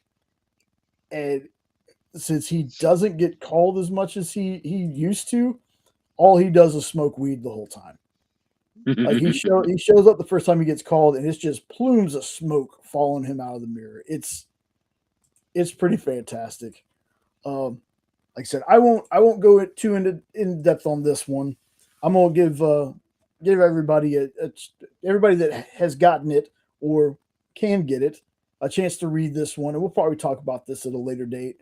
Now I just now noticed that he's right there, dead center. Yeah, yes, he is. Like Teddy bear melted onto his hair. Yeah. So weird. Folks, go to your LCS. Yeah, go to your LCS and see if you can get the first two of these series. And if you dig it, hey, what's going on, Corey? Hey, Corey. If you dig the first two series, I don't think this is going to be the end. I think we're going to get another one from Kyle Starks. So I believe that there's going to be another Kickstarter for another issue of this. Yeah. So if you go to your LCS, you can find the first two series, Where Monsters Lie and Where Monsters Lie Cul-de-sac, and you dig them. Make sure you check Kickstarter. And trust me, when it comes to this book, the minute Kyle Stark says, "Hey, we're doing another one," I will make sure that I share that and we talk about it on the show. One of my favorite horror series. It's so good. So good. Now we're gonna wait for Ed. So something else that I want to talk about real fast because Corey's here. There's a book that at first I was going to put it on the list. I was going to put it on the list of books, but Corey talked up a book, and one day I was like, you know what? I'm just going to read it. So I ended up reading, oh my goodness, Revival? Yes, Revival. Whew, I almost forgot the freaking name of the book. I read Revival. I can't even remember. I know that I stopped. I will say that I stopped, but I must have read 16, 17 issues of this book. I know that there's a show out. The show has Mrs. McMurray. If you watch Letterkenny, you know who Mrs. McMurray. Yeah, it only took me 2 years. You are correct. But this is like, it's a book about like there's something happens in central Wisconsin where the dead like come back to life, and they're at first they're like not really zombies per se. They just like, it's like they never died. And we open this issue with they're off though. Like I'll say that they're not like zombies, but there's something off. Some of them seem normal enough, but there are some that are very off, and very off murderous things happen in this book. Like you had one woman go crazy because I guess she was like pulling out her teeth, but the teeth kept growing back. And a little bit of a spoiler. So we have a kind of like a police family, but it's like a police chief dad, and his daughter is one of the deputies, and his other daughter's at college. The daughter at college is like the favorite, the baby. She gets everything she wants. Well, the younger sister has come back to town and is with her sister when she gets this call about this one lady. I can't remember what they call. They have a name for the people that come back. Revivers, I think maybe that's what they call them. But get a call, and there's like one of the revivers has just gone crazy, and she has a scythe, and she swings it, and it hits the younger sister. The younger sister just heals. So we find out something has happened to the younger sister to where she was killed, and she came back. She doesn't remember. She doesn't remember what happened to her. I think a lot of them don't remember exactly what happened to them when they die, but she just knows that right now she can't die. But she also has she knows something's not right about herself. Like she picks fights, she does all this other crazy stuff. I need to get back on the series. I heard from Corey that it's kind of like it starts to peter out or it doesn't end very well, which is fine. I heard the same thing about Walk Through Hell. I haven't finished Walk Through Hell, but I really enjoyed the first volume of Walk Through Hell that I read. Never read that by Garth Ennis. Is it safe? Thumbs up, thumbs down. Okay, I'm back then. Talking about Revival now. Oh, okay. But yeah, there's this thing where like the souls of the people that are revived, they're not in the bodies. The souls are like floating around, and you think they're aliens or something. And that's kind of a big spoiler, but you might forget that by the time you read the book. Was this a number one?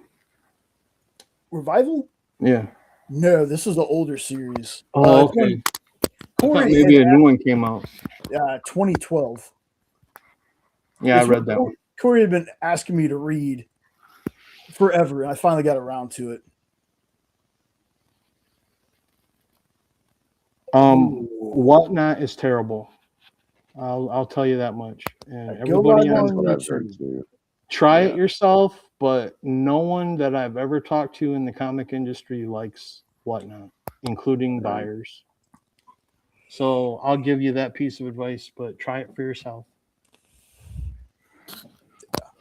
But I would highly recommend YouTube over Whatnot. Corey, what's up, brother? That's another one. I don't think YouTube charges you to go live. You know, that too. YouTube and I don't know anything about Whatnot, but I know that that's a money thing. So I can see if you're making any money that night, they might want a piece of it. So anytime, Tracy, glad to help. Garrett's the only person I ever watch on Whatnot, because Garrett does Whatnot shows on Saturday mornings or Saturday afternoons. That's the only person I watch on Whatnot is Garrett. But yeah, good recommendation on Revival. I think it's a great series. Like I said, I need to finish it, but I know I got to like issue 17 or something up there. Like I got through a lot of it. Did you see any of that weather last night, Corey? Did you have any weather your way? I heard there was quite a bit going on in Wisconsin and Iowa and that last night. I was just curious. Obviously, you're okay. I'll be right back. I'm going to go check on the dog outside. Yeah, go ahead. He's going to give the dog a bone. Yeah, this is also Revival is a Tim Seeley written book. It's described as a beautiful farm noir. Are you doing it today, Tracy? Tonight? Or when? I didn't catch what day you're going to do it. I think she talked about today since it's Superman Day today. Cool. Not here. Good.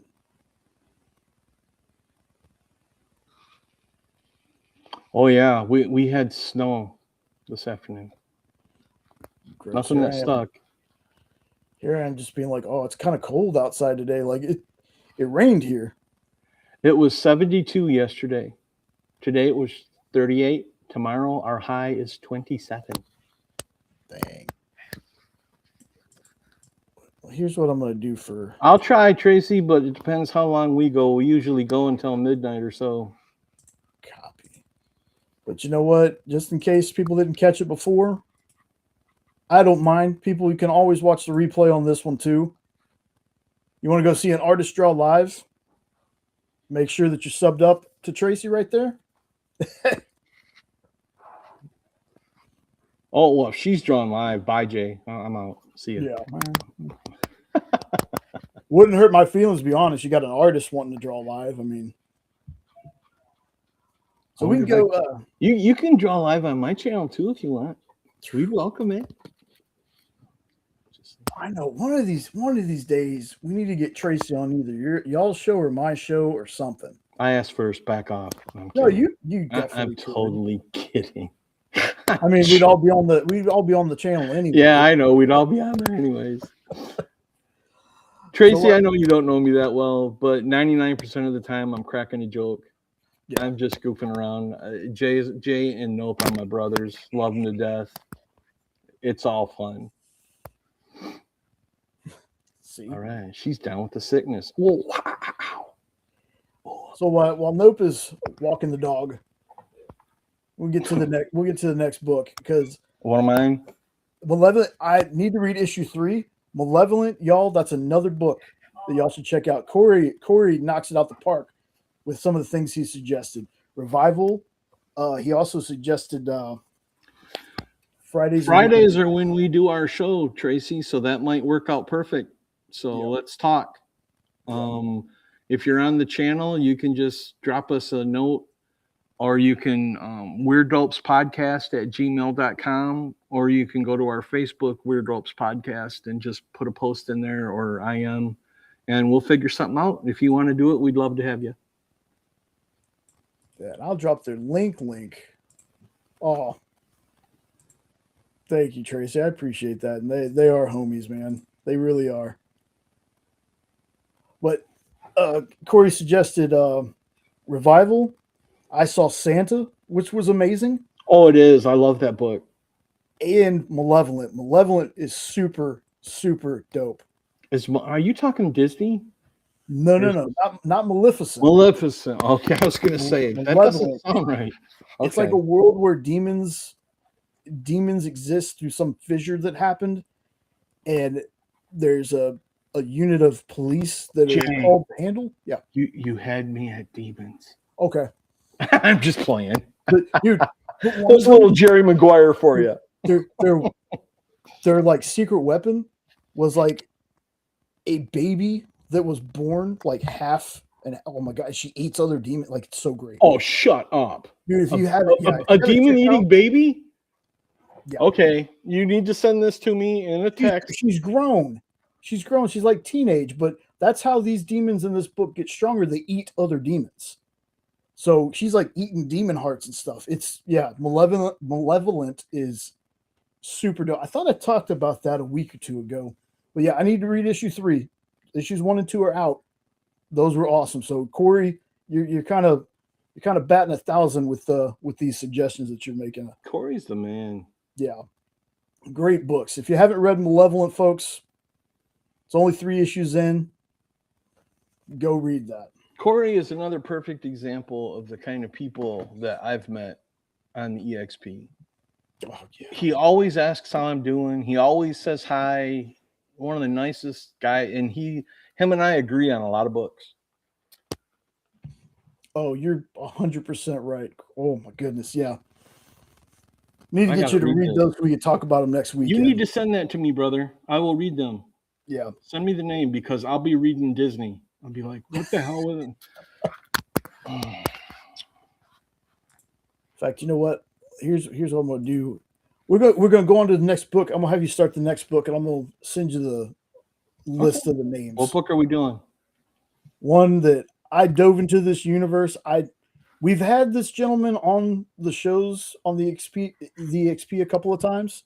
I've always been interested in his universe of plastic death and dolls, plush, vinyl, and his newest book, Narco.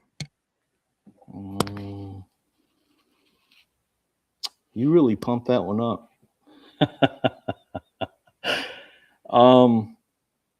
This one to me is going downhill fast, and I hate to say that after Jay just talked about being friends with the guy and everything, but it happens sometimes.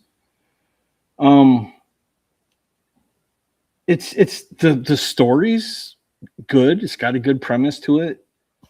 But this issue, it was like the original Star Trek. It's nothing but talk. Go in another room, talk some more. Go in another room, talk some more. And it's like, shoot a phaser, do something exciting. But anyway, so as we remember when we did Narco 1, which I kind of liked, this dude that has a narcolepsy problem had a crush on his neighbor, and his neighbor got killed, and he found her dead. Well, this issue starts with him like cuddling with the dead body because he's like asleep because he has narcolepsy and he passed out. And the next thing you know, he's being arrested and they're going to charge him with a brutal homicide. And he gets questioned by this detective, Violet, I think was the name, who's like one of these really relentless people. And then flashbacks are showing like this thing that was happening with friends and stuff that were going on. I can't say too much. But anyway, the clues are suggesting that Marcus, which that's their main character, Marcus James, I think was his name, might not be as innocent as we think he is. There's like a growing sense that his condition, his narcolepsy, could just be a cover.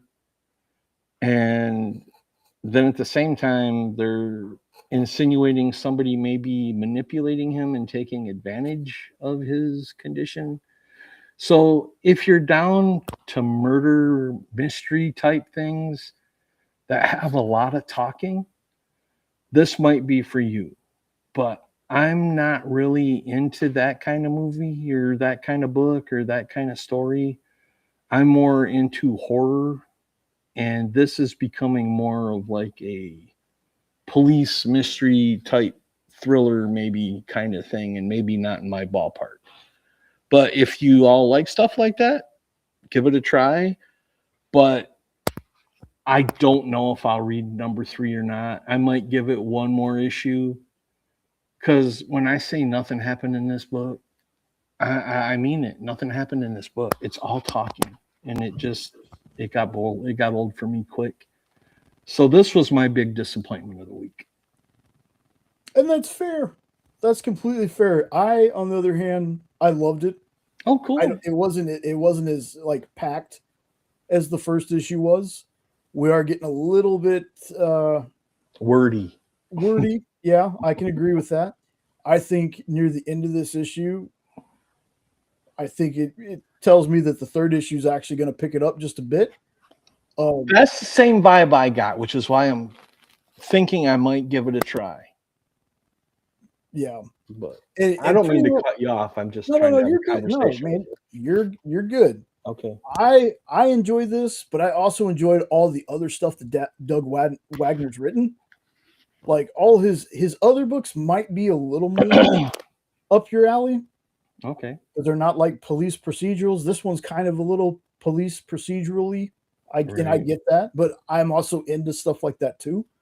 So a Pretty Little Hate Machine, yes, it was short, but I really dug that book, and I hope the next issue of that one. Oh, is that the same writer?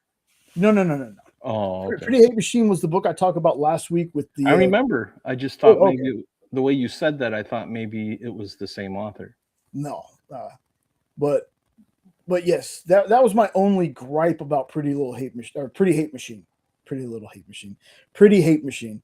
That was my only little gripe about it. Was it felt a little too short. Outside of that, I thought that book was fantastic. I'm hoping that they build off of that in the next issues. Kind of, yeah. Next issue kind of takes off, but I'm really interested in that story and how that one ended. That was like my favorite book last week. But Narco was not my favorite thing that I read this week, but I definitely dug it. Again, I'm into this as much as I am into the whole serial killer who is married to a sex doll. So, which is part of what Plastic is about. But yeah, I had a good time with this. I'm kind of hoping, like, maybe the next issue picks it up a little bit more. But I still, depending on what comes out next week, next month when this comes out, will probably depend on whether or not I read number 3. Because honestly, this week, as far as new books went, there really wasn't anything that grabbed my attention. That's why I did all number 2s this week. It was, number 2 of Lobo, number 2 of Narco, and number 2 of the name that's really close to Narco that now I can't think of what it is. Nectar. There you go. It kills me that Nectar and Narco came out at the same time and get released at the same freaking week, because I always say the wrong name. I'm like, no, wait, it's the other one. Yeah. Necto. Yeah. Necos. There you go. Wafers. So we Welcome back from walking the dog. Smoke break. We can say it. Yeah, smoke break. Oh, that what it was. Okay. So this next one we talked about when Sean and I did the random live we did, because we went to a new comic shop. He thought he had grabbed issue 1 and issue 2 of Dead Teenagers. He had actually grabbed 2 number 2s.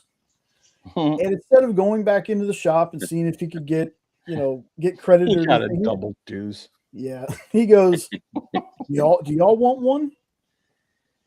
Number Spirit. 2. Yeah, Suspiria. Oh my goodness, that artist is fantastic. Oh. But this is Dead Teenagers number 2. I was really, really big on number 1. This one we have. I can't remember. Did you say that was an ed book or not? What? Dead Teenagers. Yeah, that was a new book. No, I said, did you say that was an ed book or not last week? I can't remember. I think it. I said I think it could be. Okay, I'll have to check it out. It's like a murdery Final Destination Groundhog Day kind of start. Gotcha. To that. This one is not going to spoil the first one, but the loop was broken finally at the end of the first issue. These kids are catapulted to now. Oh, this is the one where they keep reliving their prom night or something, Yes. right? Yeah. Yes. Okay, I remember you talking about it now. Okay. So this one is following them as adults. Now, I will say this just to warn you right off the bat, Ed, because of how Narco played out. If you read this one, I'm going to let you know. It is very slow because we are catching up with the characters as adults and then finding out stuff about themselves as adults. Well, as long as it's interesting, I don't mind a lot of dialogue. But man, Narco was just the same thing this week over and over until towards the end. Yeah. I mean, it was like, how many times are you going to question this guy? How many times are you going to insinuate? I get it. I get what you want. Let's move forward. Yeah. Like I always said when my dad was watching the original Star Trek, shoot a phaser. Yeah. Do something. Don't just talk. One of those cops creeps me out, though. I'll tell you that so far. The other cop, the good cop, he creeps me out. There's something off about him. Cool. But anyway, now a death happens in this book, and it's pretty Final Destination-ish. Okay? But the thing that threw me off was it's not the order that they were dying in the loop, which tells me that if you read the first issue and you kind of get the grasp of who dies first and all that stuff, this one will throw you off because it felt like it was a random death. Yeah. So there is a death in this book as adults. So now we got to figure out, is this going to loop again when they're all taken care of? What has started it? Because they never tell you what exactly starts this loop of death. They just know they got out of it because of something that happened in the first issue. So I always thought it was interesting that, since I read the first one, I was like, wow, they closed that loop in the first issue. But we get to see, they show you at the beginning of this issue, one of the other scenarios, of which there's been like 9,000 different scenarios because they don't die the same way every time. It's a zombie virus. It's an outbreak. A meteor struck the earth. They tried to stay home from prom, and there's like a gas leak, and somebody lights a match. Like, there's all these different ways that they die. So when they close the loop and they're now as adults, now it's, are we going to get through all of them as adults and it's going to loop back? Like, I'm so I have so many questions, but it's So they kind of took the approach of the movie It, where you learn about what happened in the past as you go along. well, it's because they have no memory of all the things that they did. Oh, between because the they were times. stuck in the loop of Yeah, because they're prom stuck in night. the loop. So they're kind of slingshot from 1993 or whatever to present day. So they're like all in their 40s out of nowhere. So they Gotcha. don't remember it. Gotcha. Okay. So Okay. I think it's an interesting concept. I'm hoping that it can stick some kind of landing. I'm hoping the next issue we get more death. I know that sounds very macabre, but the death at the end of this one was pretty damn cool. I enjoyed it. I was like, dude, this is like somebody wrote a Final Destination Groundhog Day kind of thing. Like, I'm enjoying this one so far. I'm hoping next issue just ramps it up. This is such a fun concept. I really enjoy this book because it's something, it's not anything super new, but it's like taking a bunch of different concepts and kind of mashing them together to kind of create something that you're not used to seeing. Like, we're used to the Final Destination because they're Final Destination comics and movies and all that.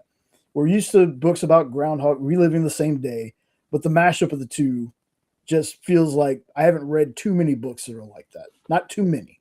But Gotcha. this was super fun. Hoping the third book is just as good. Let's see, and That was it for me as far as new books. I still want you to talk about your next two. I only have one that's more. That's And I fine. should have let me do something right here. There we go. So now it's gonna go you, me, you. So let's talk about this one because I've only seen the movie. I've never read the entire thing. I've read a couple issues. Oh, really? Yeah. Cool. I've also seen the cartoon, and the cartoon does a really good representation. This is my all-time favorite Superman story. I've said that on multiple occasions, but it doesn't mean as much as if Jay said it because I haven't really read that much of Superman.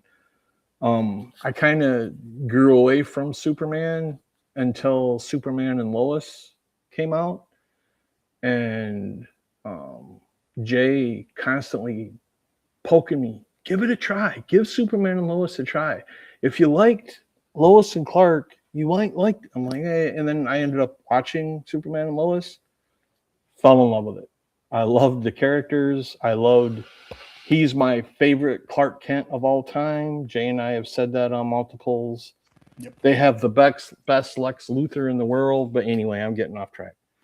So Superman Red Sun, it's basically what would have happened if he would have crashed in the Soviet Union instead of in America, and grew up thinking that the Soviet Union was the good doers' righteousness and America was the evil.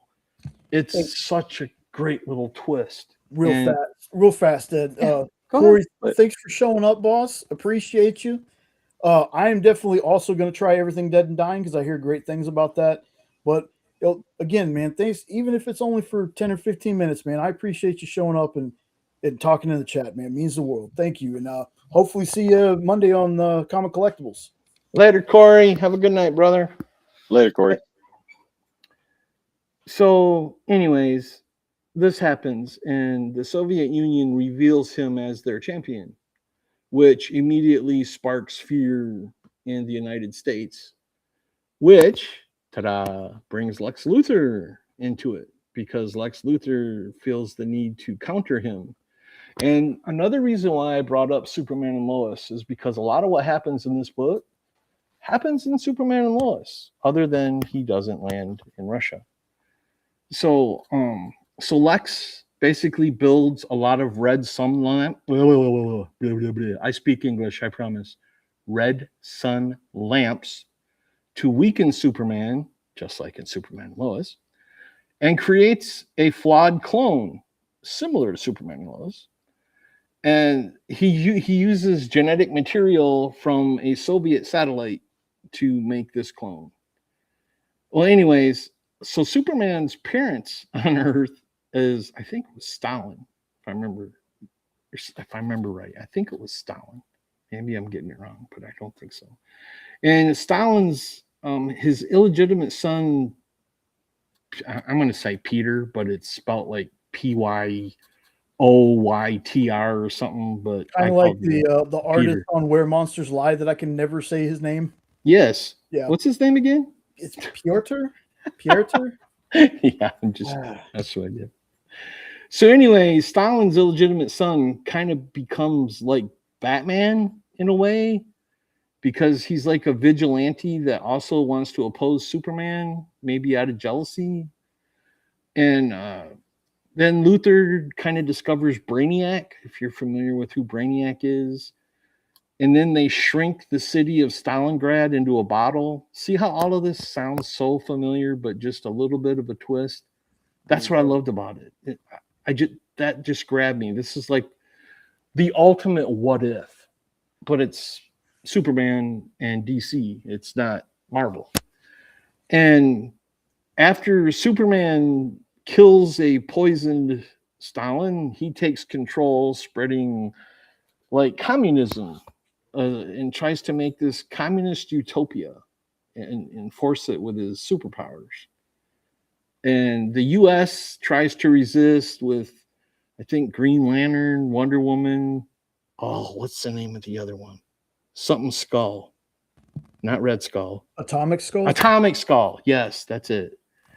And Luthor is the president, and he's married to Lois Lane, and he activates Brainiac's self-destruct mechanism, which creates black holes.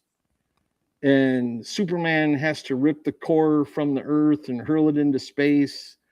And you think he's dead, but he returns, unchanged by time. And watching humanity try to rebuild itself. And I don't really want to say too much more, but it's such a good read. If what I've told you grabbed your interest, try it.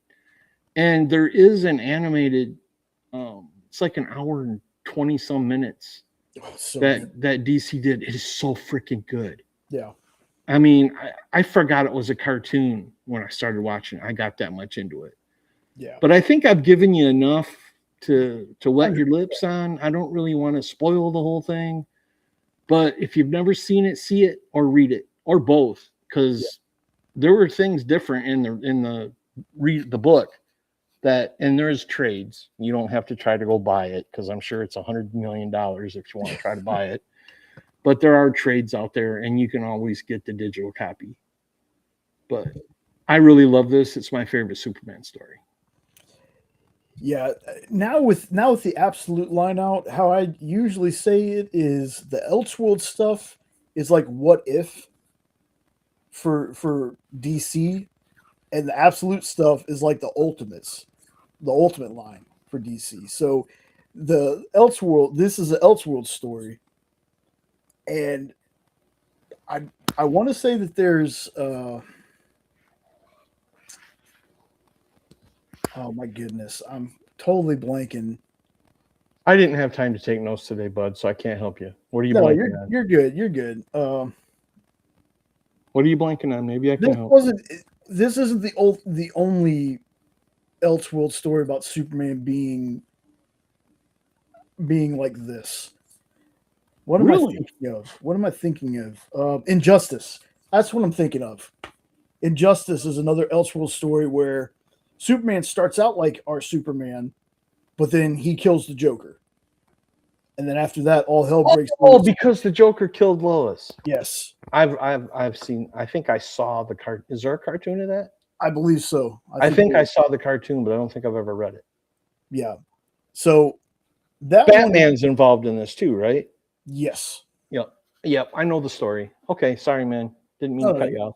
You're good, because my brain was like, I know there's another story with a not so good Superman, but so Injustice I have read. So if you've read this and haven't read Injustice, read that. If you've read Injustice, read this. I've read the first couple of issues of this a long time ago. I don't know why I didn't finish it, but I need to go back and read it because the DC animated universe stuff, regardless of what you ever thought about the movies, you can't deny the DC animated universe stuff was just top notch, dude. Absolutely 100% agree with you. I have So many yet good to things. see one that's not good. I've seen the Batman Long Halloween. It's fantastic. It's a little bit different than the books. Still reading that. I saw Hush, which was a lot different than the book, but it was still good. And I've seen those two Supermans, and I've seen Kingdom Come. They're really good. Even if you're not into cartoons, don't let the cartoon part bother you, because they're done so well. For me, anyway, I forgot it was a cartoon. I was so into the story. Give them a try if you never have. Yeah. They're Plus, not cheesy kid stuff. Yeah, they're not. Especially when you get to the later ones like Apocalypse War and stuff like that. What's the one where Joker kills Robin? That's brutal. I want to say there's two different ones kind of like that, because there's the Red Hood. Death in the Family. Yeah, yes, Death in the Family. It's Death in the Family, and then they also have the Red Hood one. I'm talking about the one where he blows him up. I think it Red was Hood Death in the Family. followed, though. Did it? Because the Red Hood, to deal with the Joker, that's where, he was called the Red Hood with that goofy lipstick looking hat thing when he fell into the vats. But then naturally Jason Todd, when he came back later, came back as the Red Hood. But that, I think, is a totally different, or I think that is no, if there was a Red Hood animated that was an Origins, that basically he started off as a not so good character, and then Batman kind of talked him down, and then he was Jensen an ally Ackles by the voiced end him. of it. Yeah, but to where that was a very beginning part of that with the crowbar. Yeah. Wasn't the cartoon? I haven't read the book, so all I can refer to is the cartoon. Yeah. Wasn't the Robin in the cartoon his son? Or am I thinking of a different? Later on, there was a Batman versus Robin animated one, and that was Damian Wayne. Yeah. As soon as because I saw that one too. I saw that one too. Okay, sorry. Yeah, there's me and names. I know. I'm just glad I remembered Robin. There's also a lot of those DC animated movies. So right, with a couple of different Robins and different iterations too. Yeah, because I remember Tim Drake, Dick Grayson. Yeah, like they still do mixing it up with their in the animated stuff. Because I remember Under the Red Hood had Jensen Ackles voicing the character, Jason Todd. See, that's what I thought. Death in the Family was one where it was like different outcomes, and Red Hood was before that. Right, in the comics itself. But as far as the animated stuff, I think there was a Red Hood movie that was the Jason Todd Origins when he came back later as the Red Hood. Yeah, that was Under the Red Hood with is that Jensen what it is? Ackles voiced him. Yeah, you said that, Under the Red Hood. Yeah. And what's up, Unknown? Good to see you. Unknown's in the house now. Hey, Unknown. Yeah, he was the one saying Death in the Family was the Choose Your Own Adventure ending from a handful of years ago, and Red Hood was before that. But there's so many, dude. Between the movies and the comics, there's so much stuff.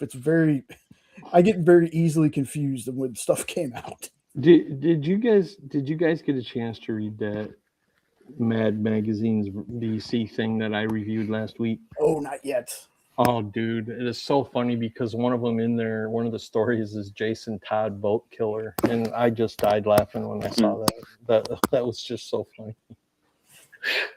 So, my last book, as far as what we're talking about, I just read this today. I think most people know how I feel about this book. Battle Beast is so awesome. I was so happy it came back. I thought it was just going to be the 6-issue thing. Pittsburgh lost. Boo sports. I love you, Jay. I love you too, brother. I was so happy that this came back. Now, issue 7 was kind of not a lot of Battle Beast in it, but still kind of helped move the story along. This one is basically almost all Battle Beast. He goes and he finds the monstrous twins. He's fighting with this sword that even if the sword breaks, it reforms. So there's this cool little bit while he's fighting these two monster twins where he's like stabbing one, breaking the blade off, stabbing him again, breaking the blade. So they got like 8 blades in them.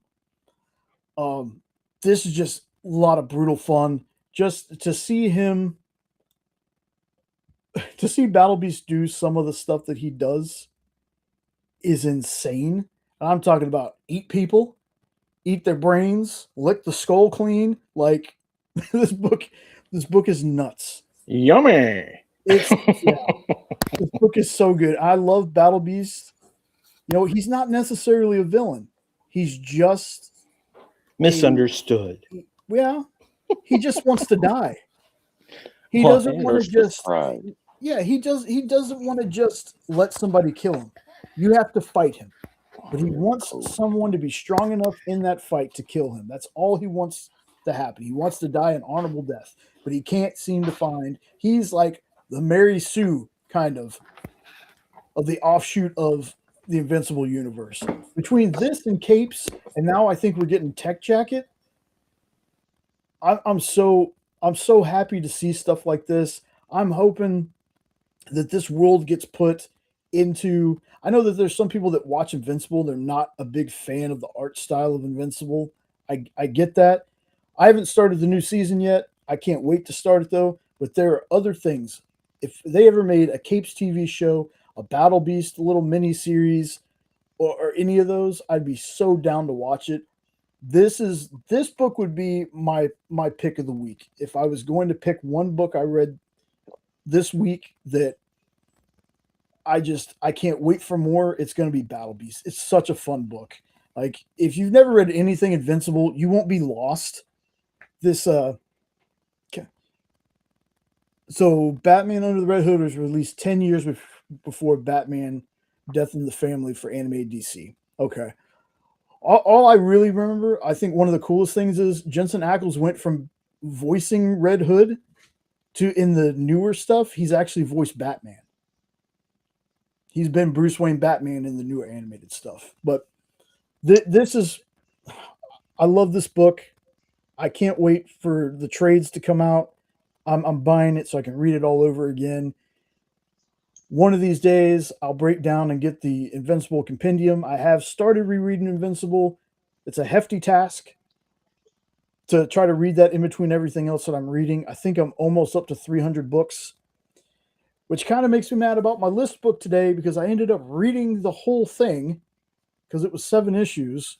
So I can't add those to the books I've been reading for the year because I don't do that. It's after I talk about them on the show and then I read more issues, I can add those issues to what I've been reading during the year. It's a stupid rule I made up for myself, but I'm going to follow it.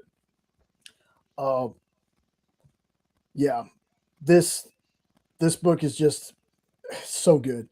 Violent. It's funny at parts. Like it's not like a joke fest or anything, but it's such a good book. And so many cool shots, so many cool pages. It makes me want to make more money so I can buy the art from this book. It's tremendous. So we got one more book that Ed is going to talk about. Superman 78. This was a totally nostalgic read for me because it was Superman Day. I got this, I think I might have got it from Onion a long time ago and had never read it. I just thought it was a comic version of the movie. Boy, was I wrong.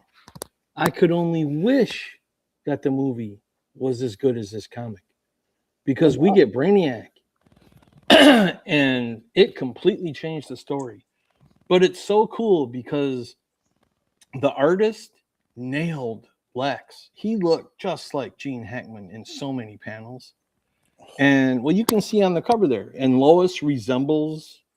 Thank God she don't look exactly like her, but resembles what's her butt? I can't think of her name. Margot Kidder. Margot Kidder, yeah, that one. But wow, I really enjoyed this, and I enjoyed it so much that I want to cry that I don't have the other 5. So all I got to read was the first one, and it ends with a little thriller thing, because I honestly thought it was just the comic of the movie, and boy was I wrong. Yeah, I want to say that there's another Superman 78 series, I think called Iron Curtain or something. Ooh, is that Red Sun related? I don't think so. I think it's just another story within the Superman 78 kind of world that they built there.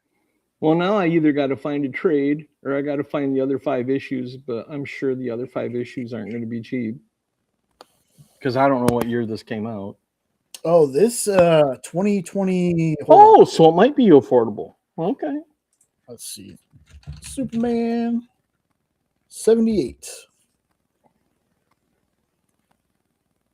Not number 78, guys.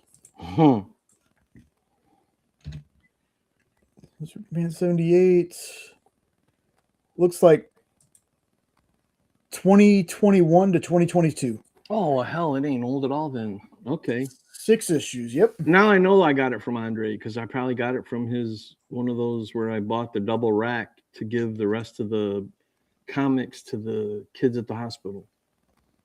And it was probably one that I kept and read because I thought it was a comic of the movie. And the cover that I have is different than this one. But this was the only one I could find to send Jay. Cool. I'm gonna have to check that. I've been interested in reading this one for years too, and Dude, it's awesome. never have. We get Brainiac, and he's almost like an Arnold Schwarzenegger Terminator type in this. Nice. Yeah, it is so much. It was so much fun. I'm sitting here, I'm like, I don't have the other 5. I don't have the other 5.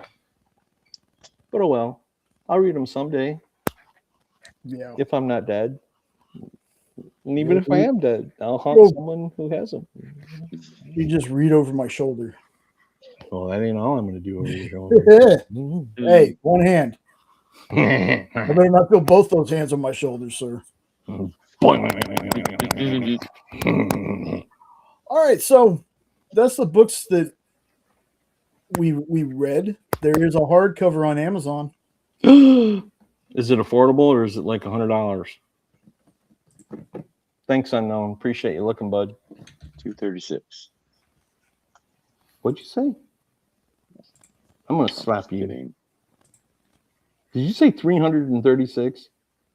No, I said okay. 236. But I love you, Nope. Son of a.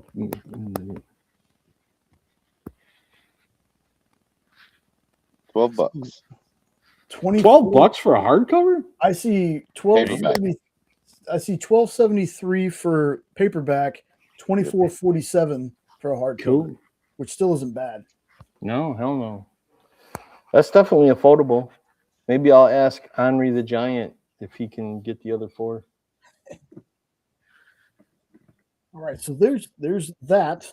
So I'm sorry that he left the EXP, but I'm also so happy because I have so much more fun with him without rules. He laughed so hard at that joke yesterday, and that makes me feel good because I know he's having a tough time. So just throwing that out there. Goodness. That joke was awesome. Groan-inducing to the ladies, but yeah. It was pretty funny. It's not Supergirl Day. It's Superman Day.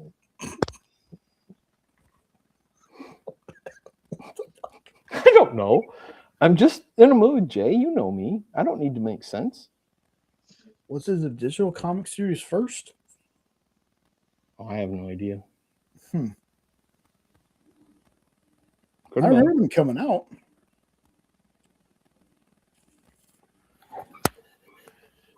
Anyway, we're going to go ahead and I'm going to talk about the book that was on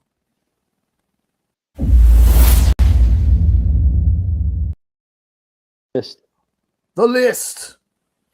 Basket full of heads. I so can't wait to hear what your thoughts are on this, because this is such an Oh. over-the-top, goofy-ass book. Crap. Mhm. It was over the top and goofy, and I loved every issue I read. Yes! Holy right. crap. You know, usually when I do these list book folks, I try to just read like one or two. That way I can add them to my list later after I talk about them. That I have a memory of crap. Like I can't remember anything unless it's like 2 years later and you ask me something random I did. I can remember then. I couldn't stop reading this today. Before I knew it, I was like, oh, it's over. It's over. So here's the info on it. Well, if I remember correctly, isn't this one of those comics where there's like fewer words too? It didn't feel that way. Okay. It's been a minute since I read it. Written Yeah, by this Stephen was King's son. yeah, this is written by Joe Hill. Have you read this one, Nope? No, Oh, You might like it. I just noticed right now that it was written by Stephen King's son, Joe Yep. Hill.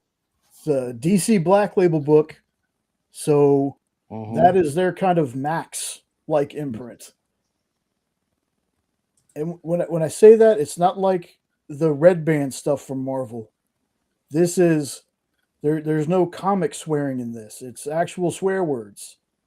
Which I don't know why that bothers me so much, but if you're going to show me blood and guts, you might as well not censor words. Yeah. But anyway, this Yeah, is that is bizarre. very uncensored in this book.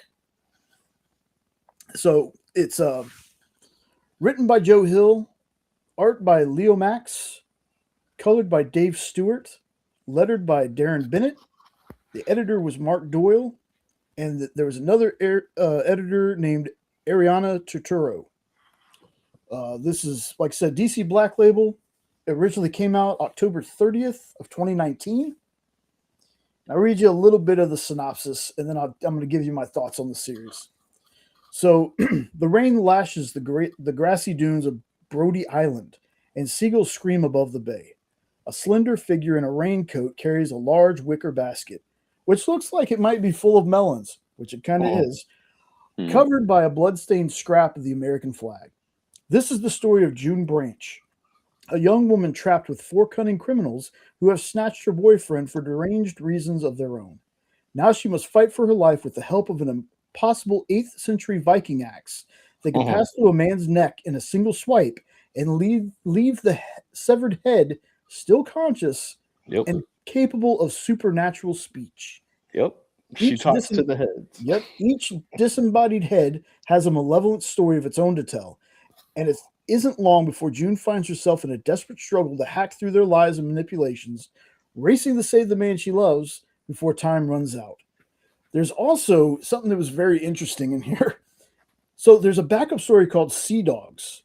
Now, I didn't read it, but I skimmed through it, and that looked freaking terrifying. Looked like werewolves or something. I don't know. But it was funny because in the first issue, it's a backup story. You couldn't read the second one unless you read another Joe Hill Black Label book from the Hill House. That's what they call it, Hill House. Yeah, Hill House Comics is awesome. Called The Dollhouse Family. Now, the story of the Sea Dogs is collected now, but at the time, when you were reading this, it was issue 1 of Basket Full of Heads, had the first part of Sea Dogs.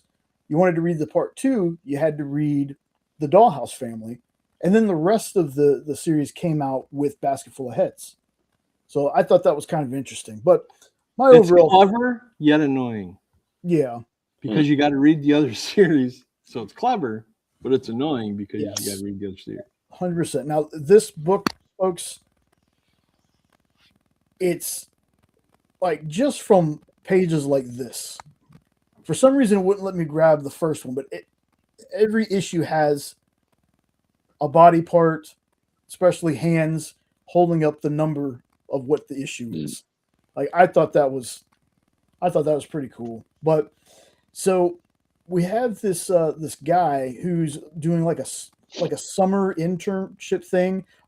The whole book feels like Jaws. It feels like Amity Island. in that aspect because it's even called Brody Island. Yep. But he's a interning as an officer, but is basically like tickets and getting people for littering, stuff like that. But his girlfriend comes down to see him, and during that time, we have these 4 convicts escape from a chain gang.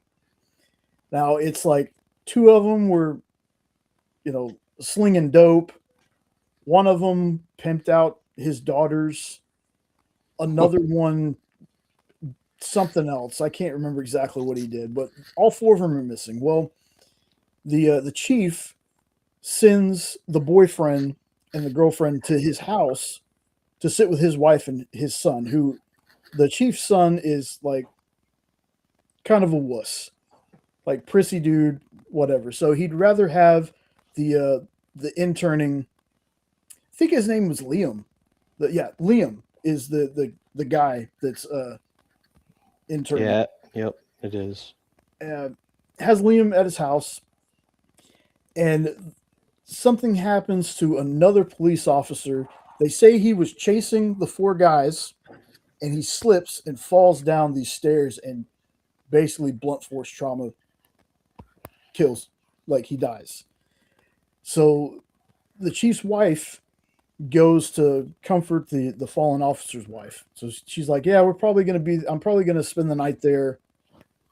So Liam and his girlfriend stay at the house. Well, in the middle of the night, they hear something, and Liam's girlfriend goes to hide. And that's where the issue ends. And it opens with her waiting and waiting and waiting. She finally gets out. She thinks the coast is clear. One of the convicts is still there. Well, the thing about the chief is his wife, for their anniversaries, gets him, hey, what's up, Lorena? Hey, Lorena, good to see you. His Hey, Lorena. wife gets him these Viking, like he's very interesting he's very big on their Norse heritage. So she gets him a bunch of like Viking weapons and artifacts and stuff like that. Well, to defend herself against this escaped convict, she breaks. There's some glass that's already broken. One of the cases is broken. She reaches in, and first of all, she sees Liam's finger. So they've already, like, these guys have tortured Liam and they've taken him. She grabs the first thing she can get, and it's this axe. So she's kind of like swinging at the guy. She goes to, like, one of those things where you have a weapon and you're holding it against somebody and you're slowly trying to back your way out of a room. She catches her ankle on a door frame and it trips her up. So he pulls a gun on her.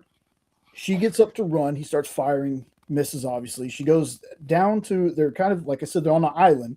So she goes down near the beach, down some stairs. The guy's walking and she's hiding, and he gets to a certain, like, down the steps, and she swings that axe and, like, cuts his foot in half.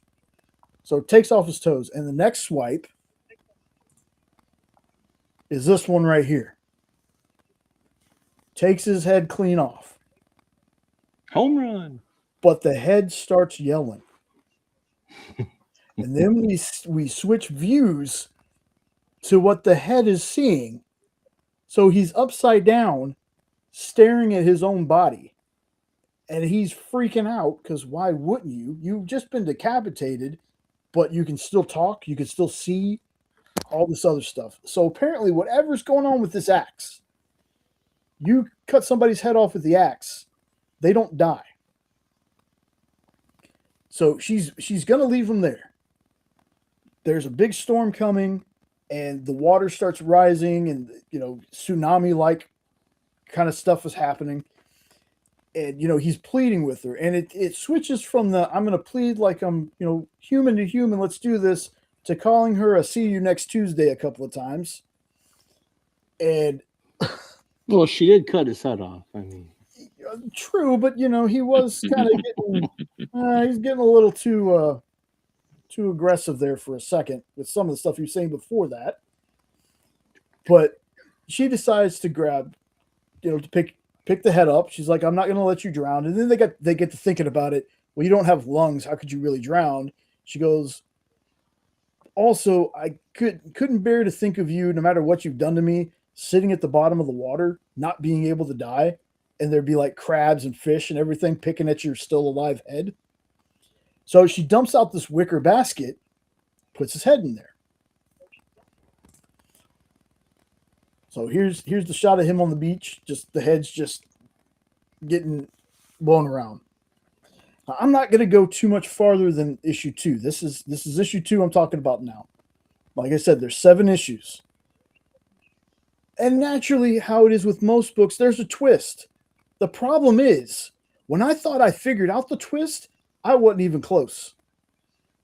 Was not even close to what the twist was. I thought I was like, I got to a, yeah, she really did.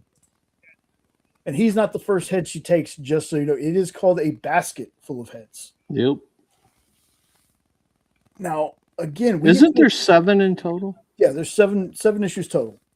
Now, when I got to the 3rd or 4th issue and something gets said about somebody wearing a wire, I immediately thought that I knew who it was, and it wasn't the person they were thinking it was. Turns out it wasn't the person I was thinking it was either. So it's a twisty mystery, a twistery, if you will. I love this. I want to reread it again. Folks, as far as pick books go, my goodness, this is one of those I can't believe. And I've read a lot of the Hill House stuff, and we have some of the Hill House stuff. Yay Sports indeed. See, that's a Yay Sports right there, Unknown. That's a Yay Sports. If more sports were like that, I'd probably watch it. But we also, don't live in, Roman times with gladiators and such. I cannot remember how you put it, but what you yelled when we were in that championship game, something about a ropey loop or something. I about died. You were talking about the basket. I wish I could remember what I said. Too. He got the goal in the ropey loop or something like that. That was great. In the rope loop. The rope loop. Yeah, this book, folks, if you've never checked out any of the DC Black Label stuff, they have some great, not just horror. They have some great books. If there's Swamp Thing Green Hell, though, is kind of horror based, but that would be another one I would tell people to look out for. The Swamp Thing Green Hell is also one of those the weirdly shaped books.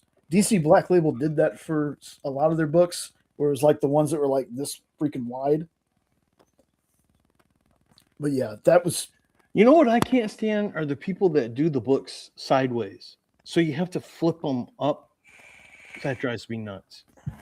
I think I've only read like 1 or 2 books like that, and that's probably the reason I've only read 1 or 2 books like that. It drove me crazy. Like I said, my OCD can't handle stuff like that.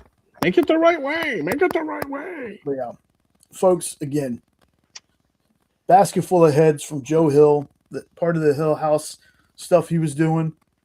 I know you don't want to talk anymore, and I know you don't want to give anything away, but was not the ending very satisfying? It was so satisfying. Thank you. I didn't see it coming though. You didn't? No. Okay. Not that part of the ending. Yeah, I know what you mean. It just, like I said, the twist, I thought I had it figured out. And it wasn't until the very end where I was like, what? I mean, in the best way, though. It was like the best way when I was like, what? It very much exceeded my expectations. Like, fantastic book. Makes me happy that you like that. I really enjoyed that series too. I mean, I had a feeling I was going to, because again, it's Joe Hill, and there's one comic that he did about underwater stuff. It was part of the Hill House DC stuff. I can't remember the name of it, but I know I was collecting that too. And that one was really good. But yeah, man. Yeah, the Hill House comics are pretty decent. He's a decent comic writer. Yeah.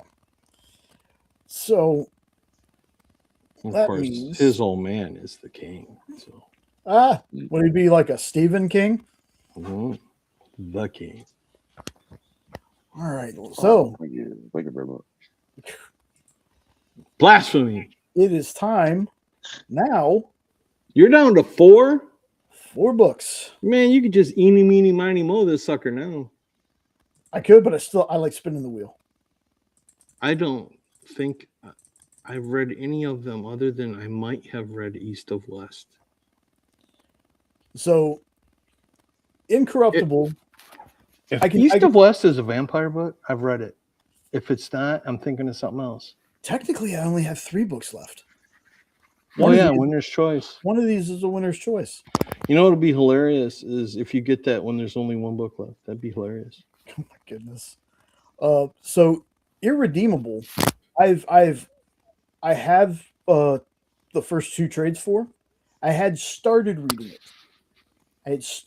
it. That's why it's on the list, because I never finished it. Simply irredeemable.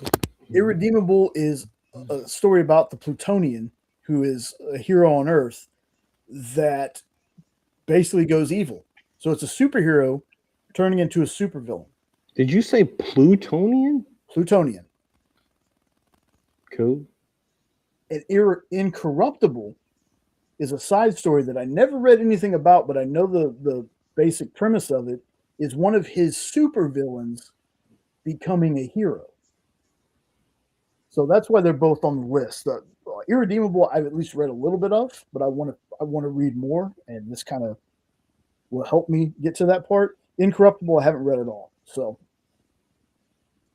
here we go, folks. 3 books left, and then I'm going to make a whole new list. No whammies, no whammies, no whammies, no whammies. And look at there. Hey, all right. Irredeemable, I will be going into much more detail on this book next week. Simply irredeemable. Now, are you going to start where you left off, or are you going to start? No. Like, for a lot of stuff, like when I went to reread The Boys, I started at the first issue. I read everything of The Boys. I started on Invincible. I went back to issue 1. Lorena, is East of West about vampires?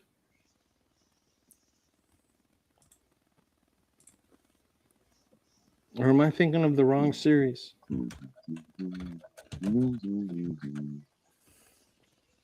She just said she would read it, so I thought I'd ask her. Or I could have Googled it too, but just trying to be interactive with our guests. Oh, okay. This is a Hickman book. So or not this one, but East of West is a Jonathan Hickman book. A sci-fi western. Ooh, yeah. I can't wait to get to that one. I think it is. I think that's the one I'm thinking of then. 4 horsemen of apocalypse who are trying to kill the president.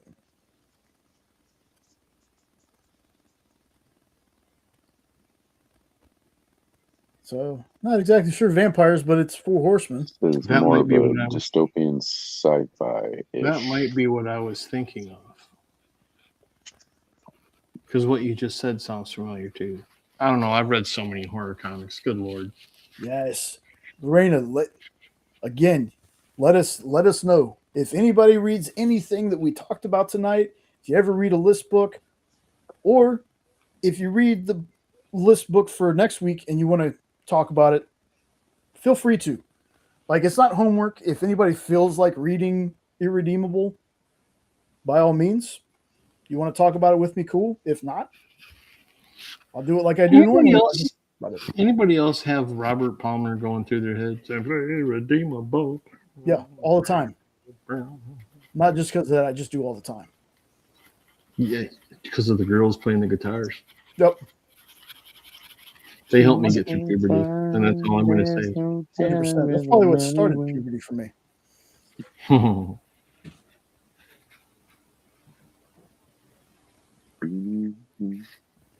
I'm gonna run through real fast the books that we talked about. Let's see. We started this off with Lobo issue number 2. Can't wait to read the rest of that. I did. That was Ed's pick of the week. Ed's pick of the week right there. The next up, we went to Deathstroke the Terminator number 2. This book kicks so much ass. Yes, Lorena. Very good. Very good music video. Then we went with Nectar. A lot of number 2s this week, but that's okay. Nectar number 2. This book continues to be a surprise for me. I will probably keep talking about those two at least all the way through when they come out because I really enjoy them both. Unless they do something stupid. True. If they do something stupid, then I'll be done. Then I talked about Where Monsters Lie, Dead End. It's the book that Kyle Starks took to Kickstarter when Dark Horse decided they didn't want to greenlight it. Now, did they do this as a one book trade whole thing, or is this going to be 4 of them? I don't know if it's going to be 4 of them. Yes, this is basically a one-shot story, and everybody gets Corvettes. But I also don't know if Kyle's done with the story too. Like that's the part about the reading through the Kickstarter thing about it. He doesn't know if he's done. So I'll leave it there. Words, if it sells a bunch, there'll be more. Could very well, and then maybe Dark Horse would be like, "Oh, we messed up." Dark Horse is dumbass. I already swore at them a year ago when that happened. You're still stupid, Dark Horse. Dumb shits. One of the greatest freaking horror series of the last 20 years in comics. And we don't feel comfortable in backing it. Dumb shits. Why don't you do another Godzilla where there's no kaiju in it? And then we read Narco number 2. Mixed reaction between me and Ed on that, and that's fine. I haven't given up on it though. Yeah. I'll probably give it another try, but something's got to happen in book 3 or I'm out. Very true. Like I said, this is very different from the other books about serial killers that he has. Like, trust me, I think any of the other books, plastic, the second series of plastic, vinyl, or plush, I think you'd be into any one of those 4.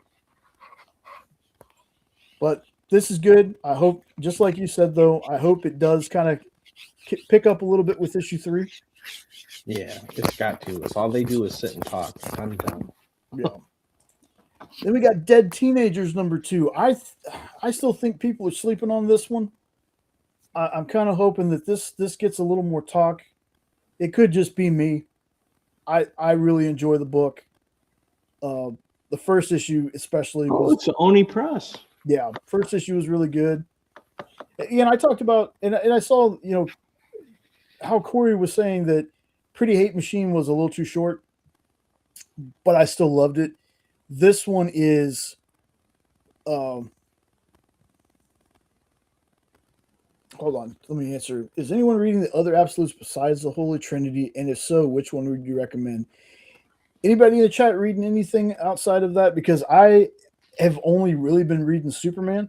My first absolute is going to be Green Arrow. Yes. Sean and I are pre-ordering those copies very soon. Or we're at least going to get those. We already decided. I don't know why, but I have like 5 copies of the first Batman one. Because I had people buy it for me. I'm like, okay. Yeah.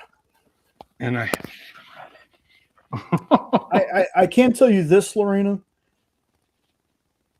I have read at least 1 issue of all the absolute stuff. And outside of the Trinity, Martian Manhunter was a trip. Like, I would suggest anything just going off that first issue, read Absolute Martian Manhunter. Yeah, and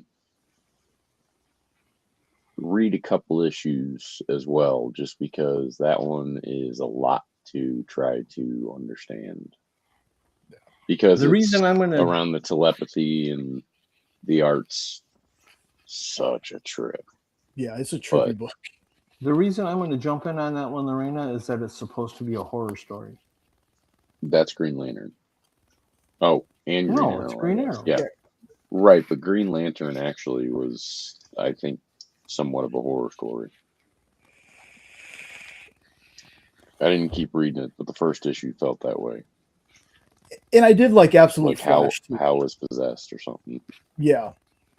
I did read some Absolute Flash as well, but I only made it 2 issues, and not because I didn't like it, but again, there's so much coming out that for each one I have to pick one thing if I'm going to follow all the way through.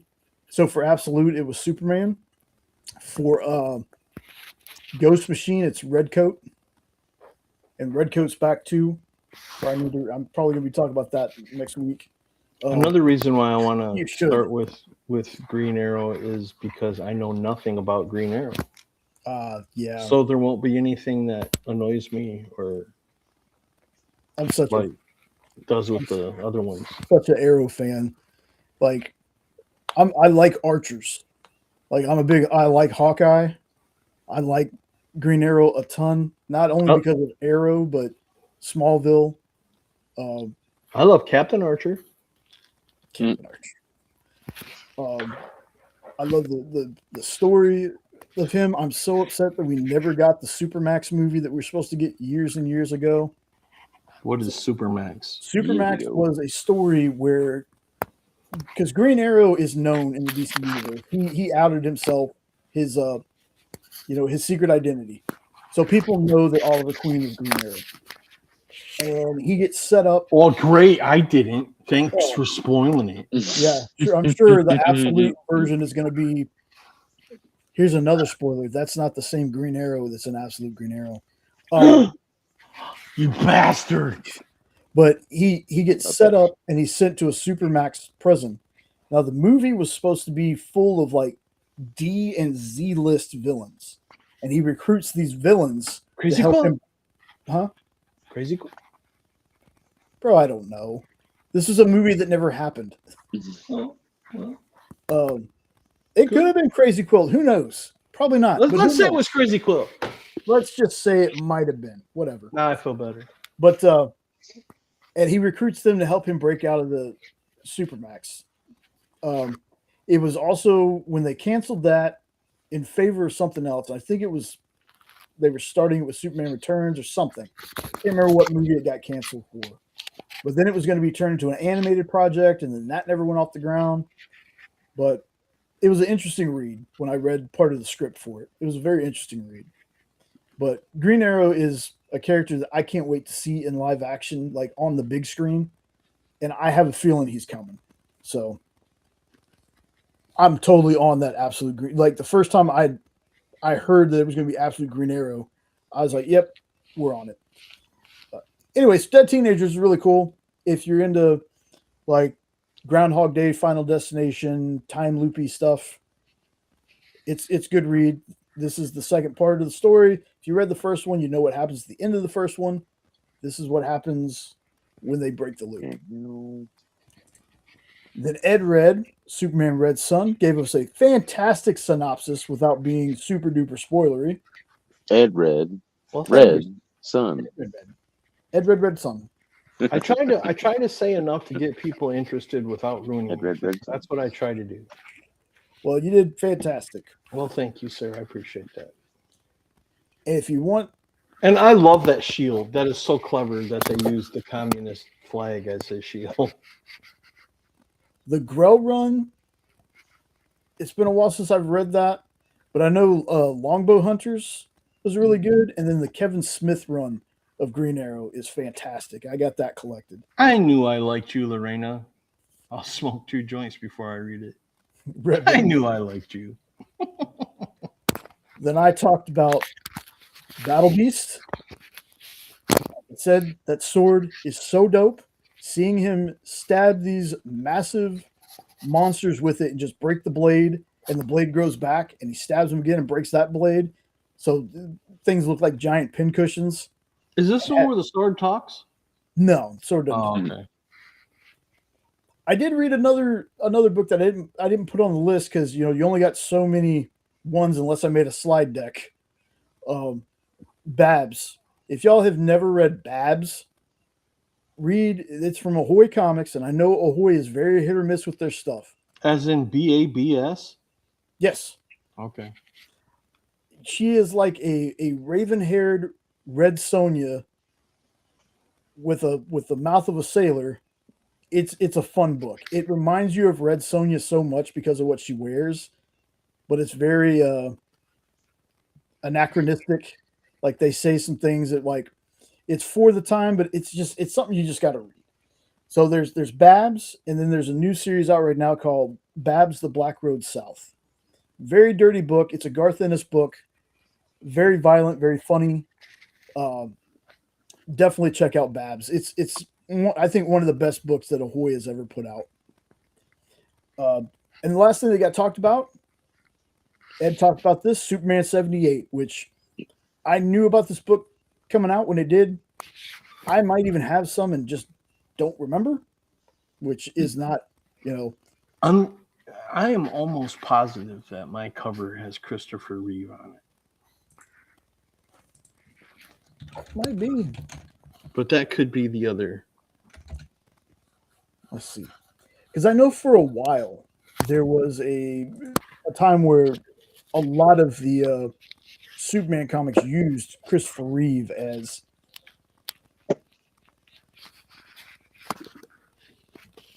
I think I do have this comic because I have I have a World's Finest from Big Time Collectibles. Okay, it's just the same cover. If you have 2 through 6, you can call and read them to me. Let's see. There's a Superman 78 number 2 that looks like it has Christopher Reeve and Gene Hackman on the cover. Maybe that's what I'm thinking of. Maybe I do. Maybe I have 2 of them. Yeah, that's number 2 though. That's cool. Now I got to find it.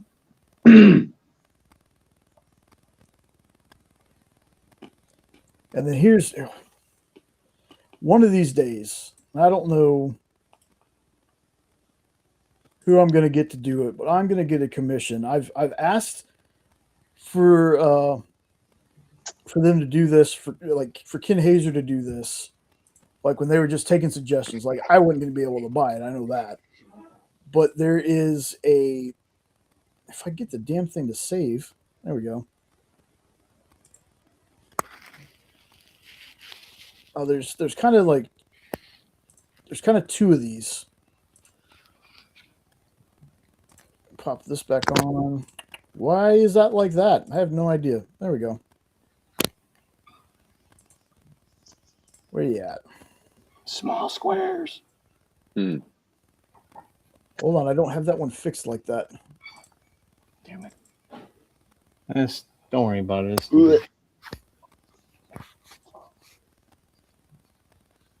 I've always wanted to commission this piece. The one that I'm usually talking about, though, there's no color at all. Like there's like a rainbow going through it, and then the background is white. Well, dude, I can draw that for you. Yeah, this is one that I've always wanted. Like, and I tried to suggest it years ago when we had Ken Hazer on. He was like, "I just want suggestions. I'll just draw, whatever." And I was like, there was a poster for Superman where it was a certain Superman shield. The background was like completely white, but there's like a rainbow going through the part of it. And this one is it's Superman flying. Like that's what it is. We're seeing the streak of him flying by. But I've always loved this poster. Is that a poster for the movie or what is it? Yeah. Oh, okay. The only one I ever saw was the one that said, "You'll believe a man can fly" or something like that. Hey, what's going on, Joey? Hey, Joey. What's up, Joey? You caught us at the tail end of the show. Isn't that what the movie poster said? Was something "You'll believe a man can fly" or something like that? Yeah, that one. So this is a cover of. This is a Big Time Collectibles New York City Comic Con 2023 variant. So that poster, come on.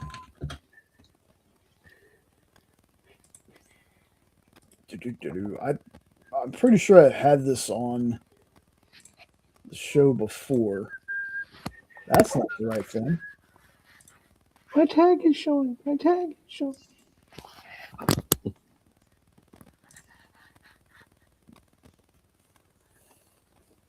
Oh, now I see. You'll believe a man can fly. Okay.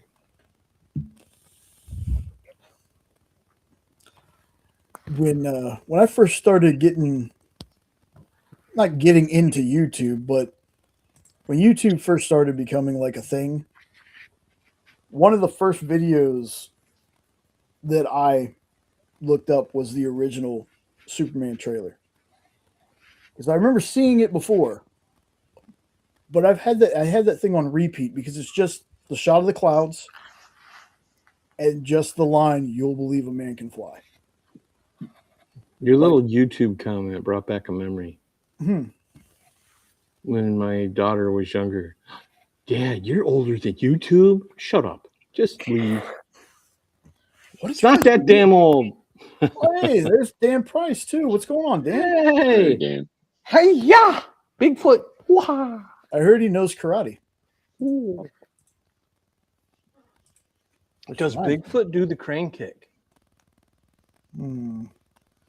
You'll have to read the book to find that out. I've already read the book. Yes. Yeah. And I liked it because Dan's awesome. That is true. Okay, so I have the link for the pre-order. So I started winding down playing. I got, oh, it's all good, Joey. All good. Come on. Hold on. I got so many links to things. Just don't bring up that link you brought up last week. That was mortifying. Oh, Utah for work.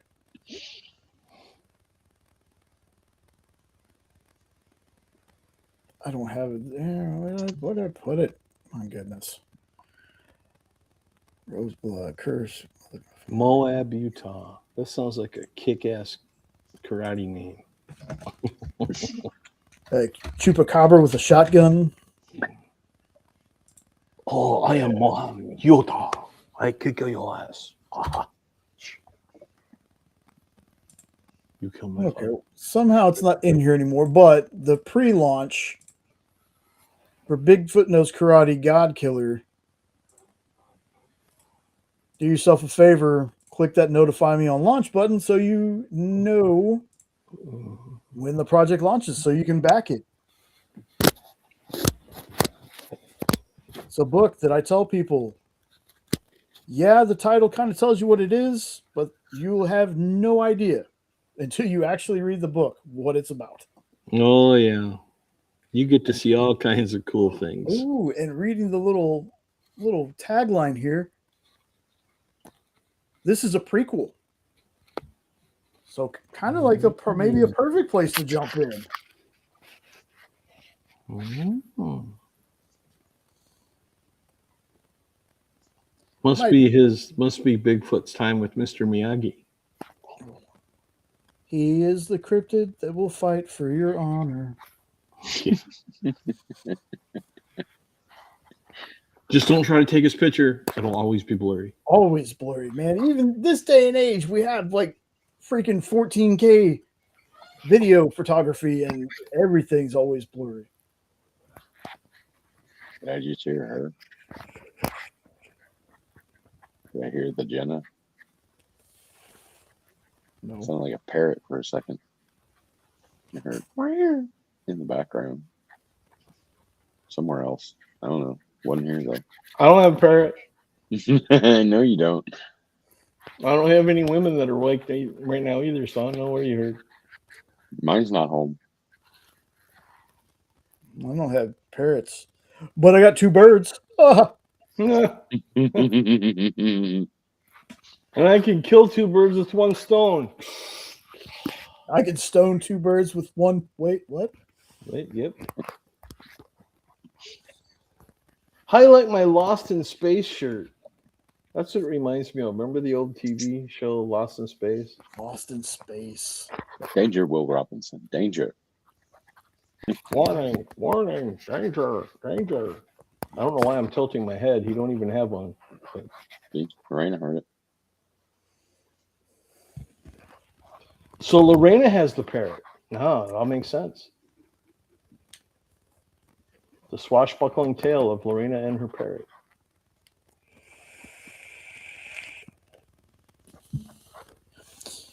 So anyway, folks, That's just the end. That's it. Ed's gone too far. We're cutting it here. yeah. See, Dan, that's the same thing. That's the same thing I was trying to think. Kill 2 birds and get stoned. Wait, that's not it. That'll work. Make sure that if you haven't checked out Weirdos Podcast, folks, they're the co-hosts on this channel.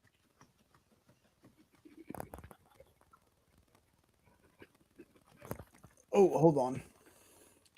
We're only 1 sub away from 160. Oh, 1 sub away, folks.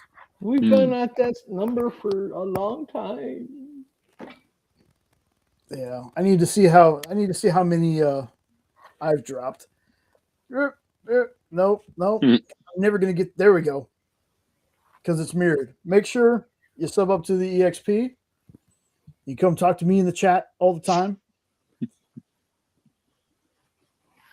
Except for when I show up, then it's not him, it's Kyle. That's true. You know, somebody said the other day, I think it was Mr. Easy Go Lucky. I said hi to someone and they're like, hey, Kyle or Jay. And I think Mr. Easy was like, no, it's Jay, because if it was Kyle, he wouldn't say hi. Yep. It's not wrong. Well, because apparently when I do that, sometimes if I do it too often, YouTube thinks it's spam. I was like, I just want to go, hi, Kyle. Because I'm sure he's never heard that before. Now, I don't make any promises, but I think in a couple weeks, we're actually going to have a show with Sean. I'm hoping. Yeah, I know. Sean's the other part of this. Oh, he's the guy that the show would be better if he wasn't on. That's right. You know what? He's going to see that, and he's going to make me feel bad. I'm going to have to talk to him for hours. Dude, He was just kidding. Him and I already had this talk. But did Ed really say that on the show? Yeah, he's joking. He's kidding. Or am I? Or is he? I got to tell people all the time, Hydra Asylum is not just me, just because I'm the one that you see on here. Okay? There's more It's of us. me, it's Sean, and it's Jenna. I'm just the one who doesn't have anything to do on Saturday. So I'm the one that does See how he just discounts us now? Just Weirdos, though, This over kind. this way, because I'm mirrored and I keep forgetting that. Hiya. They are the co-hosts here. They have their own channel as well. You should check them out. You should join their Friday happy hour. We love you long time. Yes, you should go back and watch their stuff for March Madness, because me, not even as a sports fan, had a blast watching them. Seeing Ed lose his mind and Nope lose his mind about Ed losing his mind. All right, well, circle the calendars now. The Saturday after Thanksgiving is the Michigan Buckeye game.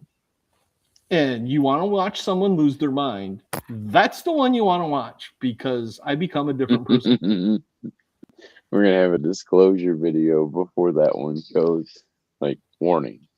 When I'm watching sports, I usually start rated G and work my way up depending on how bad or good we're doing. When it's Ohio week, I'm hard R going in, baby. The Buckeyes.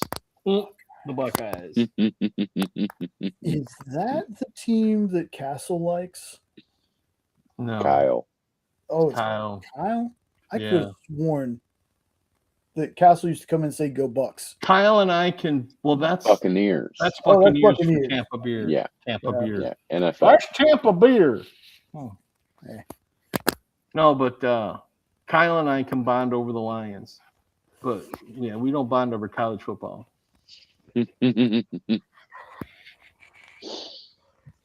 So you got any plans for anything else, like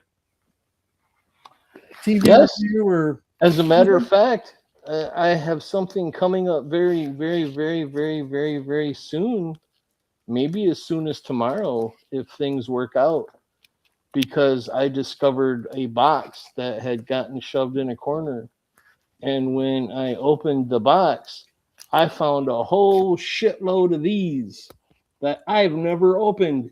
Oh, Mm. wow. So I'm going to be opening these on a video coming to you very soon, maybe even tomorrow.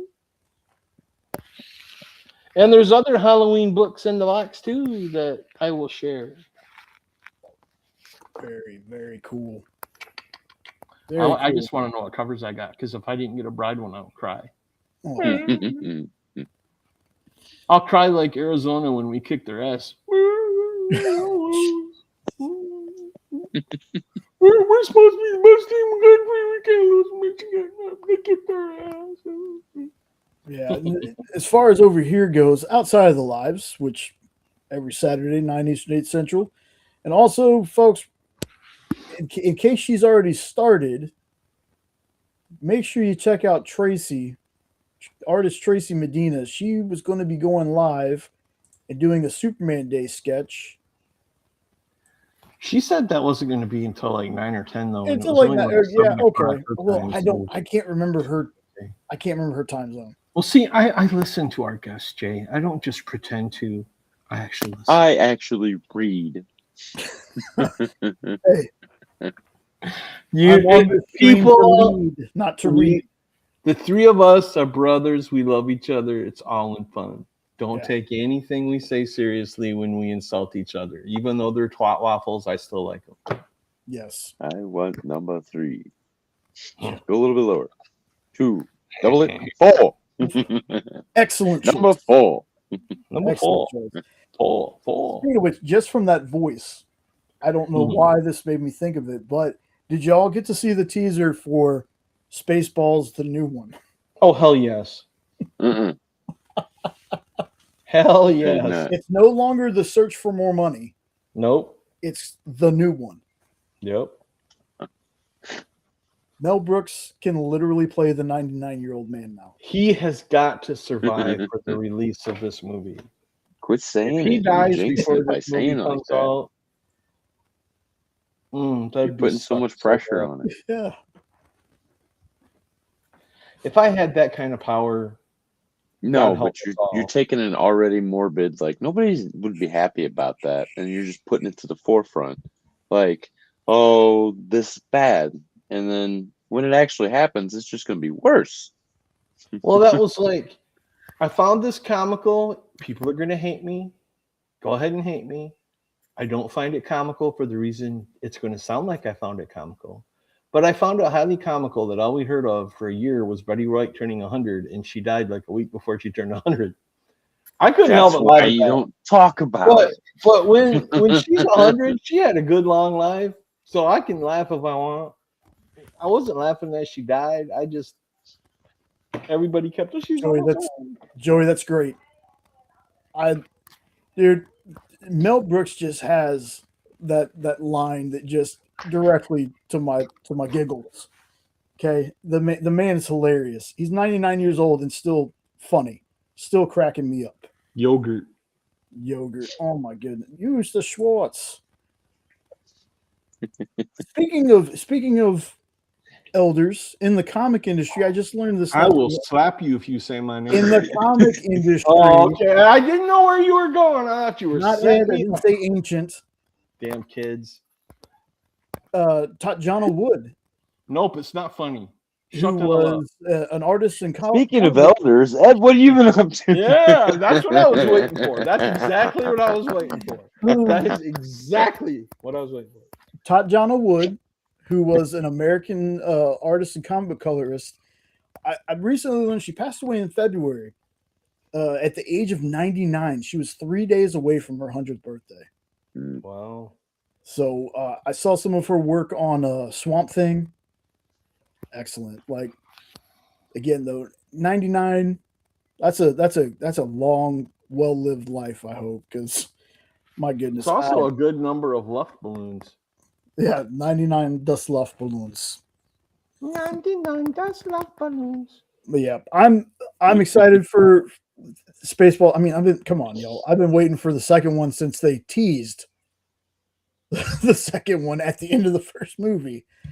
And a really beautiful tribute that they did was I saw a cast picture, including some of the new ones, because Lewis Pullman, Bob, is going to be in this with his dad. And they had a picture of John Candy. And I said something to Ed Note about this when we were talking the other night. And it just reminds me how much I miss John Candy, dude. Oh yeah. I love that, man. That, dude. Yeah. So Uncle Buck is such an underappreciated movie. If you've never seen it, please watch it. Yeah, they had a picture of him in costume as Barf. And I was like, man, Barf's gonna be missing from this movie, but I'm hoping it's I'm just glad that he's gonna be missing and they're not gonna recast him. Yeah. Because that would be bad. I do think we're gonna get a son. Maybe because we'll get Black Chris Stanton, call it Black Crusty Underwear or something. Because I saw Josh Gad. I saw Josh Gad in this cast picture, and if I could picture anyone playing John Candy's son, it's Josh Gad. So, Olaf from Frozen might be Barf Jr. Who knows? I'm excited to see it. I see your Schwartz is as big as mine. God, that movie, dude. Comb the Desert. It's good to be the king. Mel Brooks is fantastic. I love him. He made two of the best movies ever made: Spaceballs and Young Frankenstein. I will agree with you there, but Blazing Saddles is still one of my favorites. Oh well, sure, absolutely. Blazing Saddles. Well, as far as that concerns, I also love History of the World. True. I give you these 15. 10 commandments. Yeah. NVTS nuts. Jenna says it all the time. It's like, you're nuts. NVTS nuts. Man, it just feels like there's such a revival of stuff we watched back in the day. Like we were talking about it earlier. Street Fighter, Masters of the Universe, Mortal Kombat, Spaceballs. Just waiting for Thundercats, man. Bring me Thundercats or G.I. Joe. You forgot one of the greatest of all times if they do it right. Voltron. Oh, that's right. Yeah, Cavill's in it. That's right. I can't wait. I haven't heard anything in a while, but I know. I'm so waiting for that. Yeah, that's also why I didn't mention anything about Warhammer. I know nothing about Warhammer. I just know that he was going to do some Warhammer movie. I also heard they were doing a live action Battle of the Planets. Oh, goodness. How awesome would it be if the crossover I've been begging for was the movie Voltron and Battle of the Planets? Hang on. Okay. I'm okay now.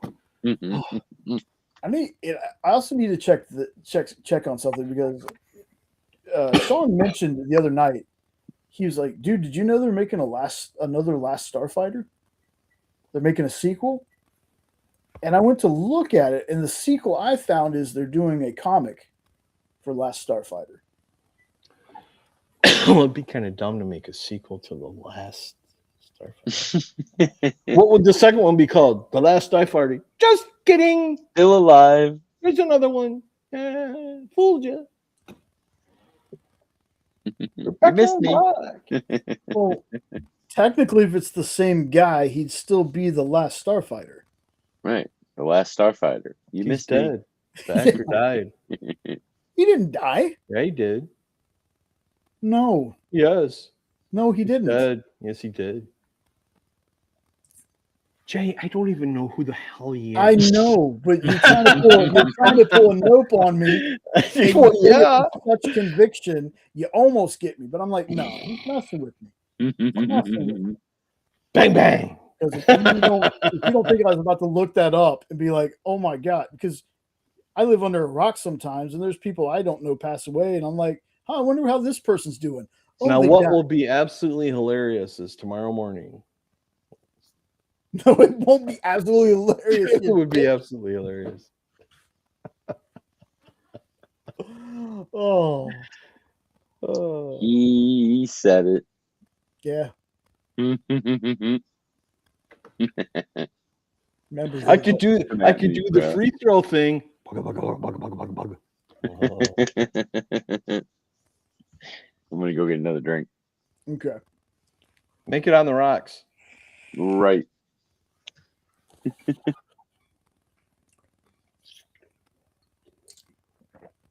Yeah. I think this is gonna be a Are we great year winding for up? movie. Are we winding up, or what are we doing?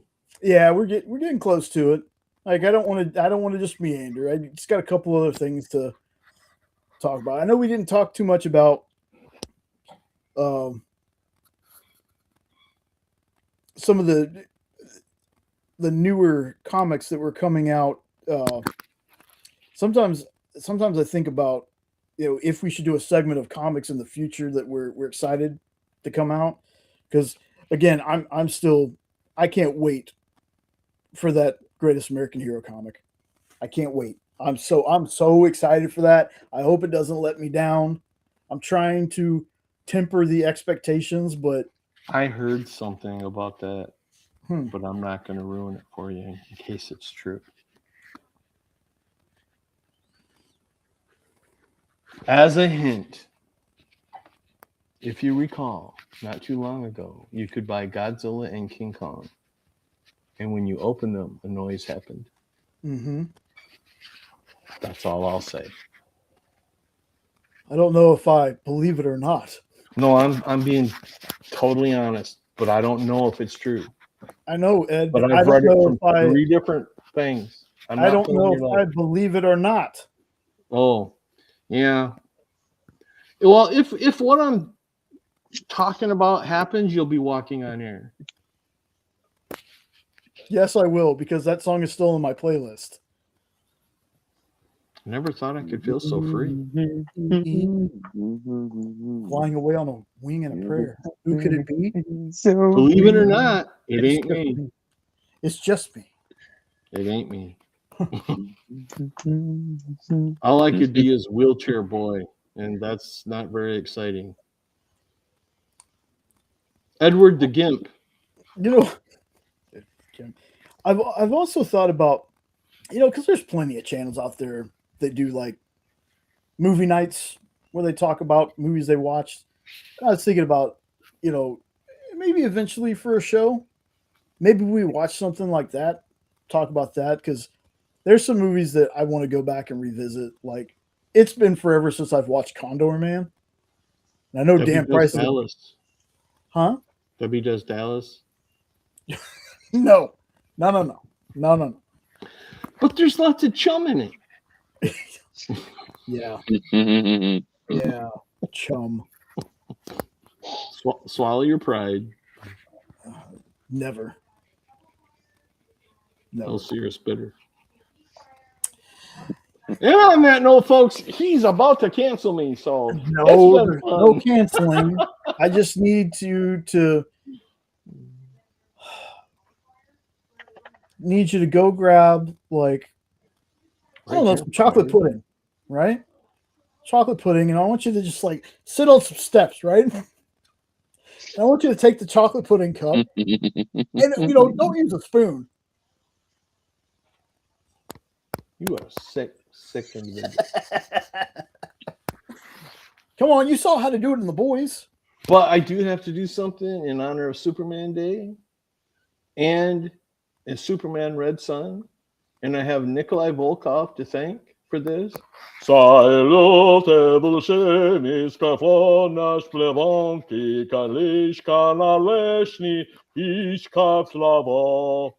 go. And now the internet cancels us.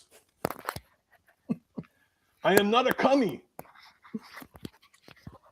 I'm a Joey. Jeez.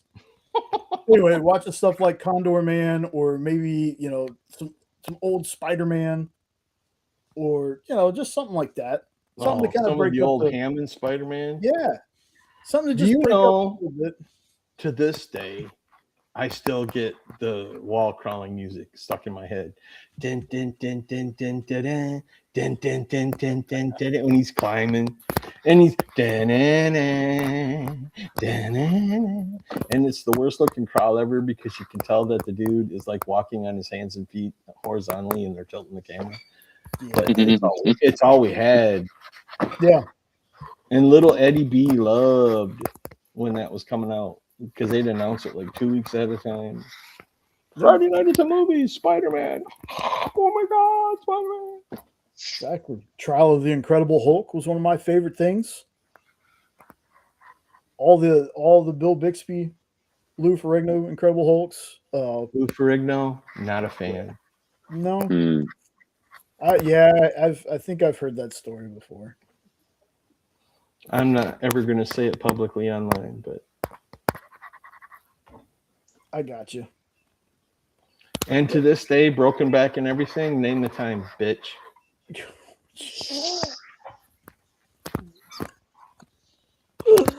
Wow. Yeah. Think about doing, a show where we watch something. Well, it could be comic book related or just a movie. Howard the Duck. Dude, I would totally do. I would call Fable, be like, "Hey, Fable, we're doing a Howard the Duck show." Howard the Duck. If it ain't funk, you don't feel it. Oh, give me the key code, Howard. Yeah, I'm all about that movie. Howie. Yeah, I think we'll talk about that. Break it up a little bit. Do something like that. Eventually, I'd like to do a review show with Sean. Or if Who? Nope ever has any time to read anything.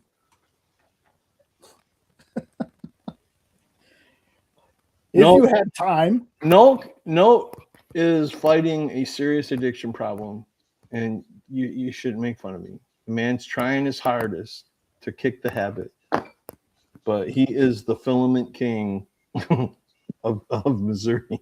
Look, I believe He has no time to read. He's going to crack the code on how to turn the loose stuff back into good stuff. As Jesse Ventura said, ain't got time to read. Let's bleed. Nope is going to be the one that fixes that problem. Nope and I are going to build things together. A balanced board game with Tetris shaped things. Nope asked me if I knew how to program. Do what? You asked me if I knew how to program when we were talking about, we were just bantering about the future and what we could do. And you brought I just can't remember what we were talking about. We were going to take over the world between your printing and my programming. I'm telling you, folks, if you're a 3D print enthusiast and you see these machines they have where you can turn the extra stuff, you can recycle it. These two are going to be the ones that crack the code to make it perfect. Because I know people are getting close, but they haven't done anything. They haven't done it to where it doesn't come out kind of funky. I've watched a bunch of videos on people trying to recycle the extra pieces because I've noticed that the stands and all that other stuff, there's a lot of filament that gets wasted. I think the two of you are going to crack the code. Well, I mean, there was a Kickstarter with that recycler. Yeah, but I think y'all will find a better design and stuff that works. It's not friendly to home outlets. Well, that's also to wiring it correctly and whatever. I'm just playing. I didn't burn anything down, thankfully. It's a work in progress, damn it. Dude, you got away with it for 2 months before your old lady even knew you did it. These outlets aren't working. I don't know what's going on with them. That was me. Oh, the voltage. What's happening?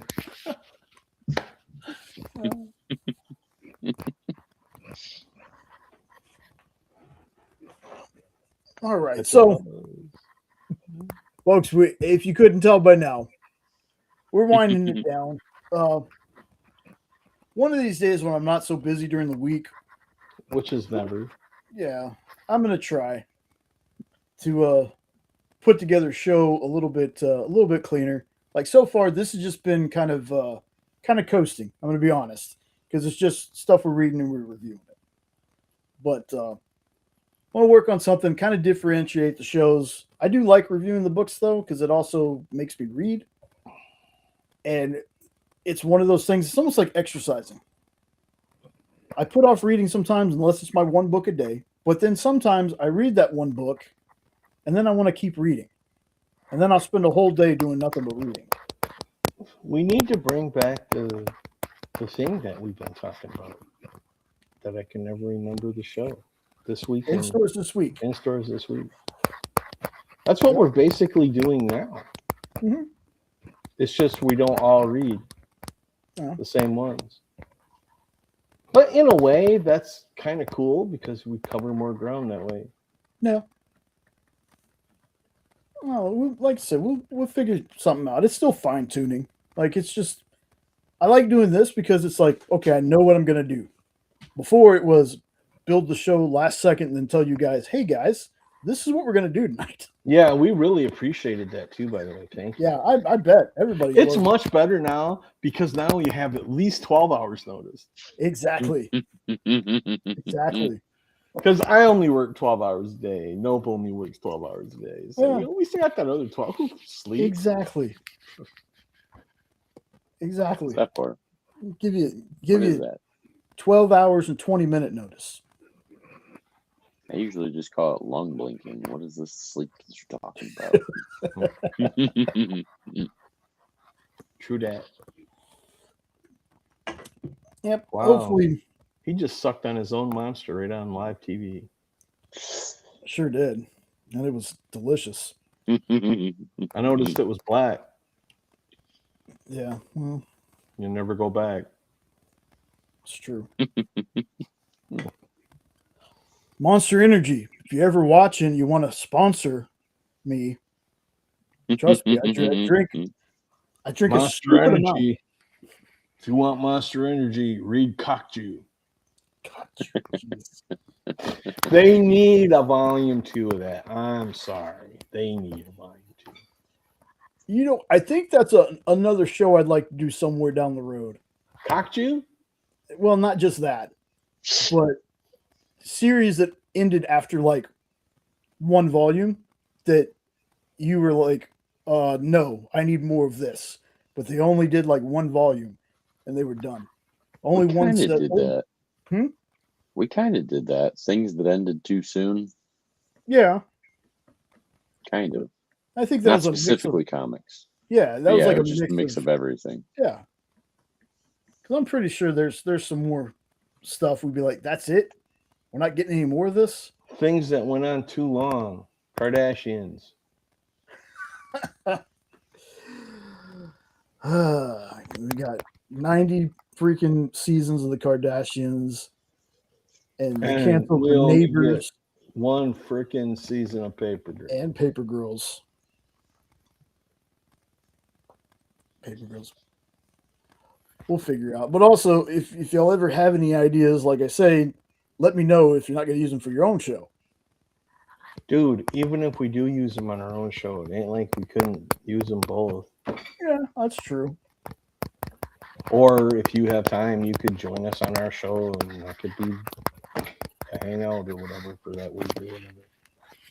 Yeah, I just have to get my stuff on for like this Friday was mainly like if y'all would have done something, it was Kyle had a barbecue competition, so I ran the FOC show for him, which is super fun. We had Daniel Crary of Ignition Press on, awesome guy. Always love seeing Daniel. Oh no! If you weren't here for this, unless you were listening on the phone, Tracy said she'd love to do a Friday show with us and draw live if we're interested in having them. I said, "Hell yeah!" Yeah, I think I read a little bit of it, but she said Fridays would be the best day for her, and I'm like, "Well, what do you know? We just so happen to have a little Friday thing." But with her being on the West Coast, we might have to start later than 6 Eastern. Because I don't which know might be fine too. Yeah, I don't mind. Friday night's fine with me. Yeah, because if she's West Coast, then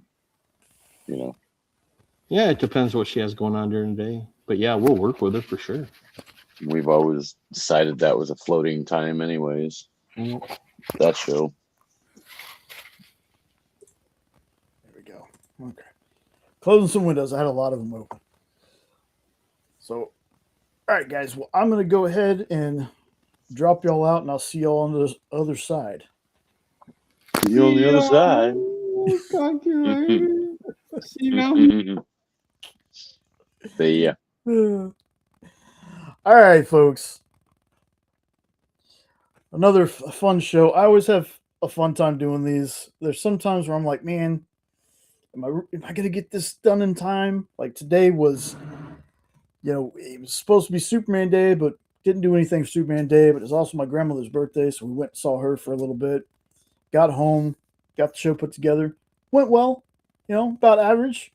And if you've been here the whole time, appreciate you. If you popped in for a minute, you're always welcome. One of these days, folks, I will get to a point where I do interviews and stuff like that. I'm not an interviewer. I'm more of a, hey, we'll talk about your book for a little bit and then we'll hang out and you can talk about the topics we're talking about. One of these days, I'll get more into that. Hopefully, one day also, Sean will be in a position where he can do more of these shows with us. Sean does great interviews. I don't care what he says. What's going on here for us is outside of the lives. I think I was trying to say this earlier and I got in my own way and forgot. We're going to have an unboxing. I still got to unbox my stuff from Garrett and show off the cool care package he sent us. And then we're doing something we haven't done in a while. And it's I unbox something and Sean does the review. So